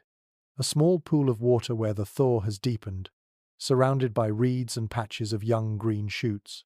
The pool reflects the sky like a dark mirror, and small ripples form on the surface where insects land briefly before darting away. As you approach the pool, you hear a soft chirping sound. You freeze, startled. The sound repeats. You move closer, stepping gently through the mossy ground. There, near the water's edge, a tiny bird hops nervously, its feathers puffed against the cold. It lowers its beak to the water, takes a quick sip, then flutters onto a nearby tuft of grass. The sight of this small creature fills you with an unexpected emotion. Hope, perhaps, or simply the recognition that the Ice Age, though vast and relentless, allowed room for delicate life to return once the world began to warm. You watch the bird for a while before moving on. As you continue your journey, the landscape begins to show clearer signs of transition. Frozen earth cracks and edges soften. Patches of mud form where snowmelt pools briefly before sinking into the ground. Trees begin to appear again, small at first, their branches thin and twisted by long years of cold. You place your hand on one trunk. The bark is rough, but beneath it lies the pulse of a living organism determined to grow despite everything. A short distance ahead, you spot something else. A shallow pit lined with stones. You kneel beside it and brush aside a layer of frost. Inside the pit lies a scattering of charred wood and tiny bone fragments. Evidence of a fire, ancient but still telling the story of human presence. This pit may have been a temporary camp for a group migrating alongside the warming landscape. They would have stopped here to rest, to cook, to discuss where to move next as the ice receded. You rise slowly and continue walking, letting the land speak through its changes. The river begins to widen, fed by newly melted waters from distant ridges. Its sound shifts from trickle to gentle rush, filling the valley with a music that feels older than the glacier itself. The river carries sediments that sparkle like crushed gems in the moonlight. These sediments feed the growing life along the banks. You reach another bend and see tracks in the mud. Fresh, deep. The prints belong to a small herd of animals, perhaps reindeer moving toward richer grazing grounds. The prints curve along the riverbank, showing where the animals pause to drink before continuing their migration. You follow the tracks for a while, listening to the quiet squelch of wet earth beneath your boots. Soon the river leads you into a wider field where the snow has receded faster than elsewhere. The ground appears mottled with patches of dark earth and pale frost. Tiny streams branch away from the river, carving new paths as they search for lower ground. The air feels almost mild here. You pull your hood back slightly, letting the cold touch your ears without the usual sting. You begin to notice the sound of wings overhead. Soft, flitting. You look up and see a small flock of birds flying low across the sky. Their formation is loose, uncertain, as if they are exploring the land for the first time in a long while. The sight fills you with the feeling that the world is shifting into a gentler rhythm. You walk toward the center of the field and stop when you reach a low rise. From here you can see the entire valley, the river winding like a silver thread, the early plants clinging to thawed soil, the moss forming green carpets, the birds circling, the small animals darting in and out of the undergrowth. This place is waking up from its long frozen sleep. You breathe deeply, letting the air fill your lungs. It feels different now, infused with hints of soil, water, and faint greenery. You realize you are witnessing the return of warmth, not sudden, not dramatic, but steady, inching its way into every corner of the land. You take one last look at the valley, Then begin walking again, ready to see what new world emerges from the softening cold. You leave the softening valley behind and follow a rising slope that leads into terrain shaped by both ice and renewal. The wind quiets as you climb, and the snow grows patchier, revealing long ribbons of dark soil beneath. Each step feels lighter than before. The air carries hints of moisture, the kind that signals a world no longer locked entirely in frost. You reach the crest of a hill and stop, catching your breath as the landscape spreads out in a wide, open sweep before you. What you see feels like another turning point. The land below is no longer the bleak, frozen expanse you have grown used to. It still holds winter in its grip, but warmth nudges it ever so gently into change. The river behind you continues carving its way through the valley, feeding into a broad plain where the first patches of seasonal greenery take root. Small shrubs push upward through thawed earth, their branches thin but persistent. Low grasses sprout in irregular bursts across the ground. The plain looks mottled, confused, halfway between worlds. This is where humans truly began to change the landscape. You descend the hill, letting gravity pull you toward the broad stretch of land taking shape ahead. Your boots leave deep prints in the thawing soil. As you reach the lower ground, you stumble briefly as the earth shifts beneath you. It is soft, wet, and far less predictable than snow-packed terrain. Early humans learned quickly how to read these conditions. They discovered which soils would trap their feet, and which could support the weight of dwellings, storage pits, and new forms of subsistence. You continue walking until you reach a cluster of low mounds. At first they appear natural, but the closer you look, the more intentional they seem. You crouch beside one and brush away a layer of dry grass. Underneath, the soil is piled neatly and reinforced by stones. These are storage mounds.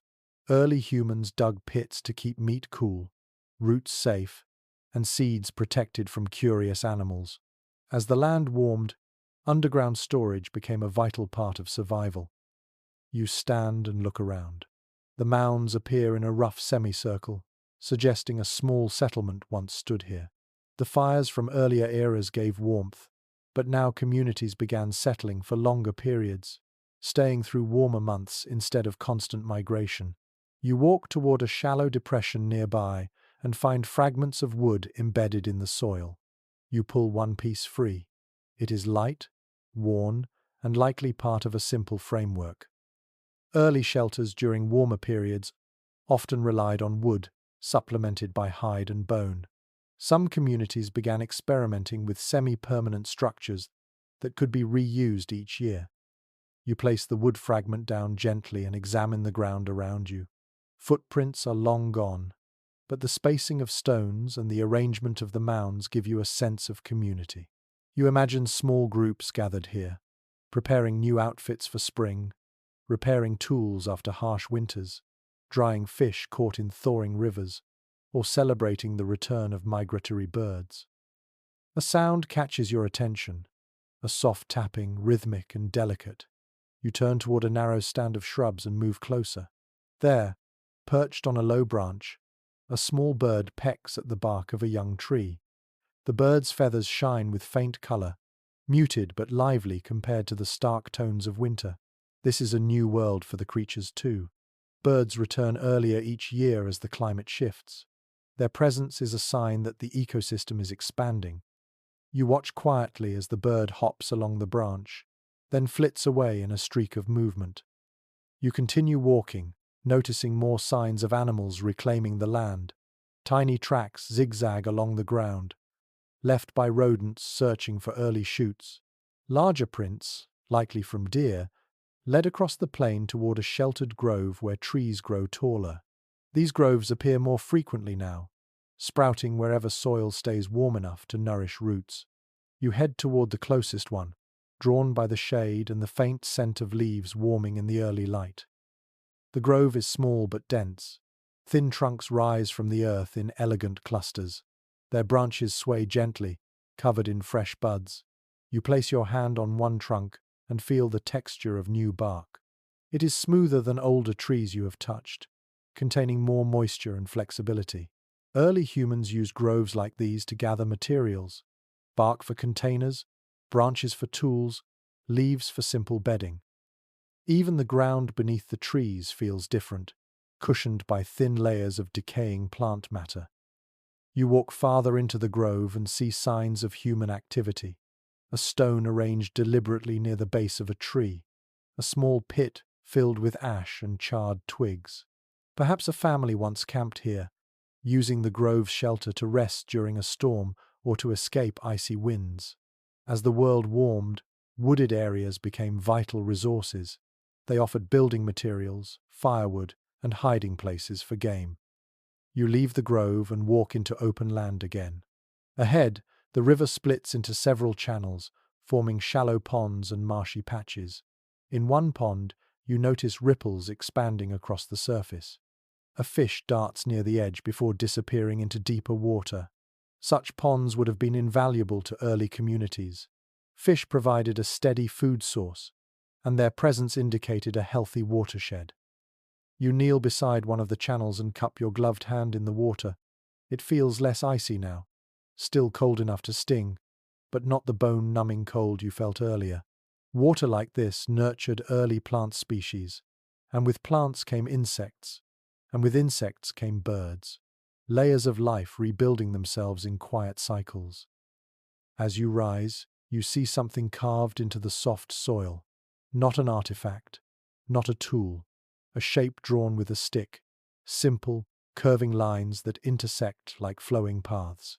It reminds you of the memory map you saw earlier, but this one looks different, more freeform, as if traced by someone interpreting the evolving land in real time. It might have shown new fishing spots, updated plant growth, or routes through muddy areas. You turn around and see another sign of changing human behavior. A series of shallow pits, evenly spaced, filled with a mixture of charcoal, bones, and shells. These are cooking pits from warmer months. As people began settling in specific areas for longer periods, their food sources diversified. They gathered wild roots, roasted them, dried berries, and supplemented hunting with whatever the land provided. Each pit reveals a story. In one, the bones are small, belonging to birds or hares. In another, you find fish scales fused into the charcoal. In another still, you find fragments of cracked nutshells. These small details speak of a world being rewritten not by sudden leaps, but by gradual, persistent changes. Humans adapted quickly. They learned to use every resource the warming world offered. You walk deeper into the open plain, stepping around thawed puddles and patches of emerging grass. The air feels slightly warmer here, enough to make your breath hang in shorter clouds. You pull your cloak tighter, not because you are cold, but because your body has grown accustomed to the heavy layers of winter. At the far edge of the plain, you see movement. A group of humans walks in single file, carrying long poles and bundles of gathered plants. Their pace is steady, their steps confident. These people are not only hunters now, they are gatherers, foragers, caretakers of the land that slowly reshapes itself beneath them. They are using new strategies to survive in an environment transitioning from harsh ice to cautious warmth. You watch them disappear into a grove farther ahead. They are rewriting the rules of survival, and in doing so, they are unknowingly writing the first chapters of settled life. You take a slow breath and continue walking into the warming land, ready to witness how humans will reshape this ancient world as the ice loosens its grip. You walk farther into the thawing landscape, and with every step you feel the ice age slipping a little more from its ancient hold. The air, though still cold enough to nip at your fingertips, carries a softness that was unthinkable in the deep winter you first stepped into. You breathe slowly, letting the shifting world settle into your senses. Ahead, the terrain rises into a wide plateau where snow mixes unevenly with exposed soil. It looks like someone has brushed white paint across dark earth in hasty strokes. You climb to the top of the plateau, and when you reach it, the world opens before you in a view that feels almost overwhelming in its quiet beauty. Below lies a landscape shaped not only by ice, but by everything that came after. rolling hills cut by winding streams, valleys softened by new growth, patches of wetlands scattered like mirrors catching the sky. This land is no longer ruled by glaciers. It is something new, something shaped by the story of the Ice Age but no longer confined by it. As you take in the view, you realize how deeply the Ice Age has transformed this place. The weight of the glaciers carved deep basins that will one day become lakes. Their slow retreat left behind long ridges of stones and soil called moraines, still visible beneath the thin layer of thawing earth. You walk toward one of these ridges now. The stones are smooth, arranged in gentle arcs. Each one carried miles by moving ice before being dropped here when the glacier lost its grip. You pick up a stone the size of your palm. Its surface contains lines etched over countless seasons. Some lines are from pressure, others from grinding against other rocks. You turn it over and imagine the journey it endured, starting in some distant mountain range before being transported like an unintentional traveler across a continent. You place the stone back on the ridge and continue walking. Farther ahead, the ground dips into a broad hollow that looks barren from a distance. But when you reach it, you find that the hollow is anything but empty. Small shrubs cling to the ground, their roots taking hold in soil newly exposed after centuries under ice. Patches of hardy grass ripple in the breeze, creating a faint rustle that sounds almost like whispering. You kneel beside one of the grasses and let your fingers brush gently over its blades. Early botanists studying the end of glacial periods discovered that such grasses were among the first plants to take hold in places like this. They stabilized loose soil, helped prevent erosion, and created the foundation for more complex plant life. Each fragile stem represents a quiet triumph over harsh conditions. You stand again and walk toward a shallow depression where the ground appears cracked and uneven. When you step closer, you realize the cracks are the remnants of ancient ice wedges that once split the earth during intense freezes. Over time, as the ice melted, the cracks collapsed, leaving behind these jagged patterns. You trace these patterns with your boot and marvel at how the land holds memory in physical shapes. As you continue deeper into the hollow, something else catches your eye. A thin, irregular line meanders across the soil, so faint you almost miss it. You crouch and brush the dirt aside. Beneath the surface lies a narrow trench carved by meltwater long ago. It stretches beyond your view, disappearing beneath patches of snow and re-emerging farther down. This trench is one of the many fingerprints left by streams that formed and vanished as the climate shifted. You follow the trench, letting it guide you toward a rocky outcrop at the hollow's edge. As you approach, you notice deep grooves etched into the rock face, long parallel lines, carved by the immense weight of moving ice. You run your fingers along one groove. It is smooth, almost polished, and wide enough to slide your hand easily inside. These grooves show the direction of past glacial movement. They are the signatures of forces that shaped entire continents.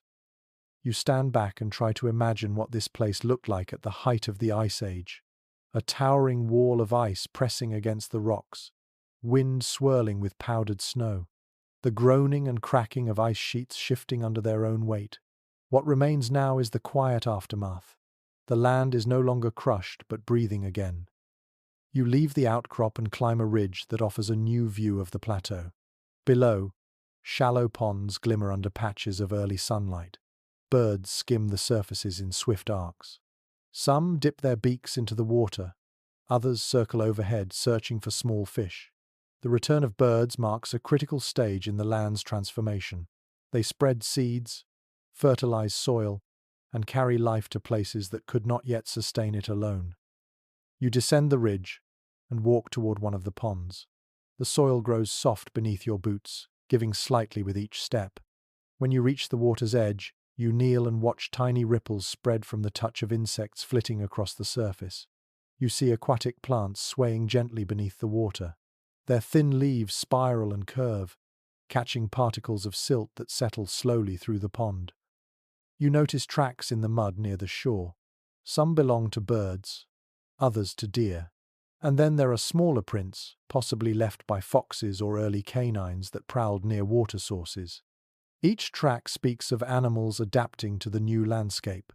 The return of water transformed everything, and life responded in quiet but determined ways. You rise and continue following the water's path as it feeds into a slow-moving stream that snakes across the plateau. Along its banks, plant life grows thicker. The grasses here rise higher, and small flowers bloom in pale pinks and yellows. Their petals tremble in the cold breeze, but they remain open, defiant against the lingering frost. As you walk farther, you notice signs of human activity again. Charcoal fragments lie scattered near the water. A single broken tool rests half buried in the mud. You brush it free and hold it up. It is the cracked handle of a wooden digging stick. Early communities used such tools to loosen soil, gather edible roots, or prepare ground for small plantings. When the climate warmed, humans began experimenting with ways to influence the land rather than simply respond to it. You place the tool back gently and study the terrain. A pattern emerges. Small trenches cut into the soil in lines and curves. Not random, intentional. These early trenches may have been used to divert water, trap sediment, or encourage the growth of specific plants. They represent one of the earliest forms of land management. Humans learned quickly how to shape the environment subtly, long before true agriculture arrived. You continue walking across the plateau, and the land transitions again. Ahead you see a cluster of trees, taller than any you have seen so far on your journey. Their trunks rise in sturdy columns, and their canopies spread wide with the promise of shelter. These groves will one day become forests, expanding year after year as soil deepens and conditions improve. As you enter the grove, the world softens around you. The wind becomes a whisper among branches. The light filters through leaves, creating a dappled pattern on the ground. You inhale the earthy scent of bark and moisture. These trees represent a turning point, a sign that the Ice Age is loosening its grip for good.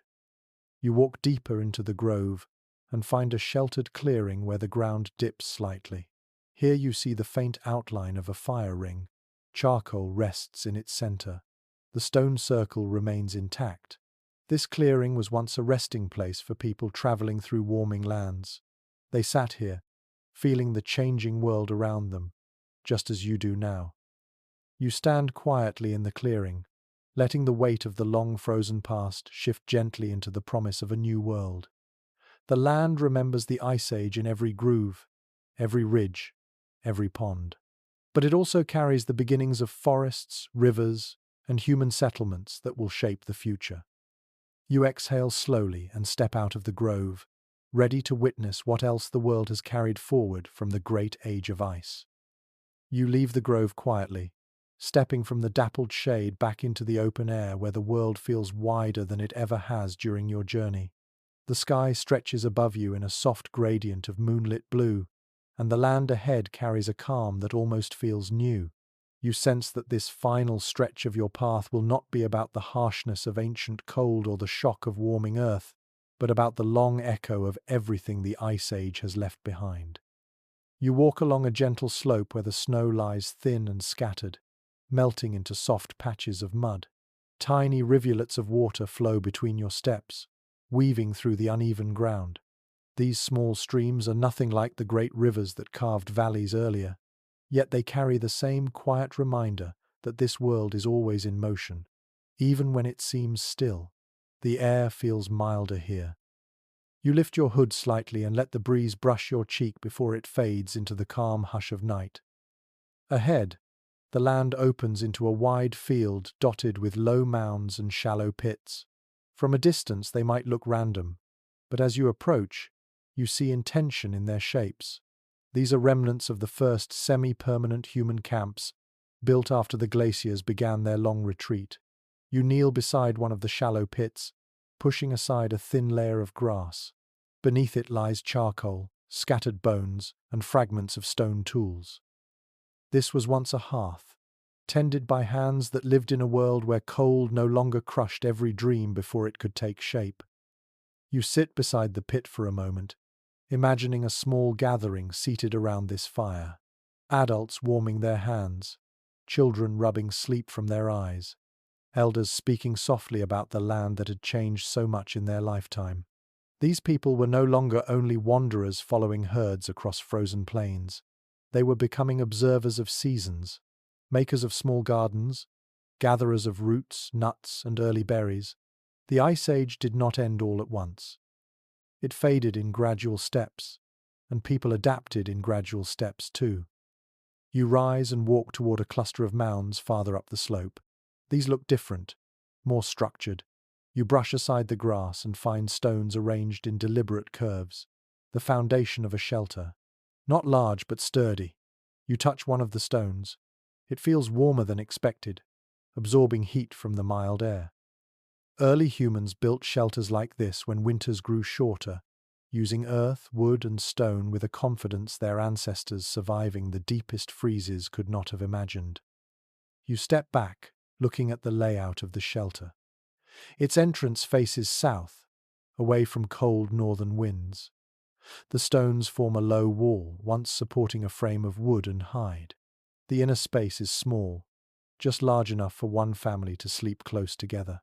You imagine them curled on beds of dried grass, listening to rain instead of snow for the first time in generations. Walking past the shelter, you reach a small rise overlooking the valley below. The view steals your breath. Rivers wind like silver threads through land painted in pale shades of brown, white, and green. Trees gather along the edges of streams. Snow still clings to high ridges, but the low ground pulses with life. Birds glide over the ponds. Herds of deer graze along thawed slopes. A group of early humans walks near the river, their silhouettes steady and purposeful. They carry baskets, not only spears. They move slowly, bending occasionally to gather something from the ground. Roots, maybe. Shoots, herbs. The land is beginning to feed them in new ways. You watch as one of them points toward a distant patch of trees where larger animals graze. Another raises a hand to shield their eyes from the faint brightness of the sky. Their movements are gentle, not rushed. You sense an unfamiliar rhythm in them, less urgency, more observation. The Ice Age demanded constant movement, but this world allows pauses. Time to watch the land, time to plan, time to hope. You turn your gaze farther across the valley and notice something else. Patterns drawn into the ground, long, curved lines, loops, ones that branch out like fingers. You walk toward them, stepping carefully around muddy patches. When you reach the designs, you recognize them immediately. These are early attempts to shape the land itself. Shallow trenches to guide meltwater, mounds to protect young plants, rows where seeds or roots might have been placed. You crouch and place your palm on one narrow trench. The soil inside feels slightly warmer, holding moisture from a recent flow of water. This simple line could be one of the earliest signs of people learning not just to endure the land, but to mold it. These shallow marks you see now will one day evolve into something far more complex. But for now they are small beginnings, and they are beautiful. Farther along the slope, you spot the remains of another fire pit. Unlike the earlier one, this fire burned cleaner. The ash is lighter, more uniform, a sign that people were using different woods as more species grew across the warming plains. You lift a small piece of charcoal. Its surface is smooth, delicate. You crumble it gently between your fingers and let the dust fall to the ground. This pit tells you that families were experimenting with what the land offered. When one source of fuel grew scarce, they found another. When one plant failed to grow, they tried a different one. You continue walking, passing through the remnants of human presence. The land is quiet now, but you can almost hear echoes of footsteps, laughter, arguments, and songs. The Ice Age did not steal those things. It shaped them, and in shaping them, it changed humanity forever. As you move farther up the slope, you spot something carved into the exposed earth, a rough drawing, a set of curving lines and shapes that seem to depict animals, perhaps mammoths or bison, maybe even people. The drawing is faded but still carries intention. A story told without words. A memory scratched into the land itself. You run your fingers over the marks. They are rough, but they hold meaning. The people who made them were not only surviving, they were remembering. You step back and let the fading moonlight wash over the drawing. Behind you, the valley breathes softly. Ahead of you, the air carries a faint hint of warmth. You realize that you have come to the end of your journey through a world shaped by cold, but not defined by it. The Ice Age may be ending, but its legacy remains in every contour of the land and in every memory carried forward by the people who lived through it. You walk down the slope one last time, heading toward a stand of trees where the night feels softer, deeper. The world is no longer frozen, yet it still carries whispers of the age behind it, like distant echoes settling into silence. You breathe slowly, letting the long, frozen past drift gently into the warmth of the world that follows. The night settles again as you take your final steps, and the world around you softens into a quiet that feels almost like a blanket. The cold no longer bites the way it once did. It lingers politely at the edges, as if it understands your journey is ending and chooses not to push any farther. You breathe slowly, feeling your chest rise and fall in an easy rhythm. Each exhale drifts upward in a thin, gentle cloud that fades before it reaches the branches overhead. You walk through a small stand of trees, their silhouettes swaying lightly in a breeze that barely exists. The hush beneath the branches feels warm compared to the open plain, and the ground carries a faint cushion of softened earth. Somewhere nearby, water trickles from a stream too small to see. Its sound is slow, steady, barely more than a whisper. You let that whisper sink into you, smoothing the last edges of your long walk. The world around you dims into muted colors: blue, silver, shadow. Everything stretches outward in soft, blurred shapes, inviting rest rather than attention. It feels as if the land itself is breathing more quietly now, as if the ancient cold has finally loosened its grip, not only on the earth, but on your mind. You pause beneath a tree and rest your hand against its trunk. The bark feels warm compared to the air, alive. You close your eyes, letting the calm settle deeper. The long story of ice, wind, animals, and people drifts through you like a slow-moving dream. It no longer asks anything from you. It simply wants to rest with you. Your breath slows. Your shoulders release. The night folds itself gently around you, calming every thought until only silence remains. Sleep well, traveler. The world is quiet now.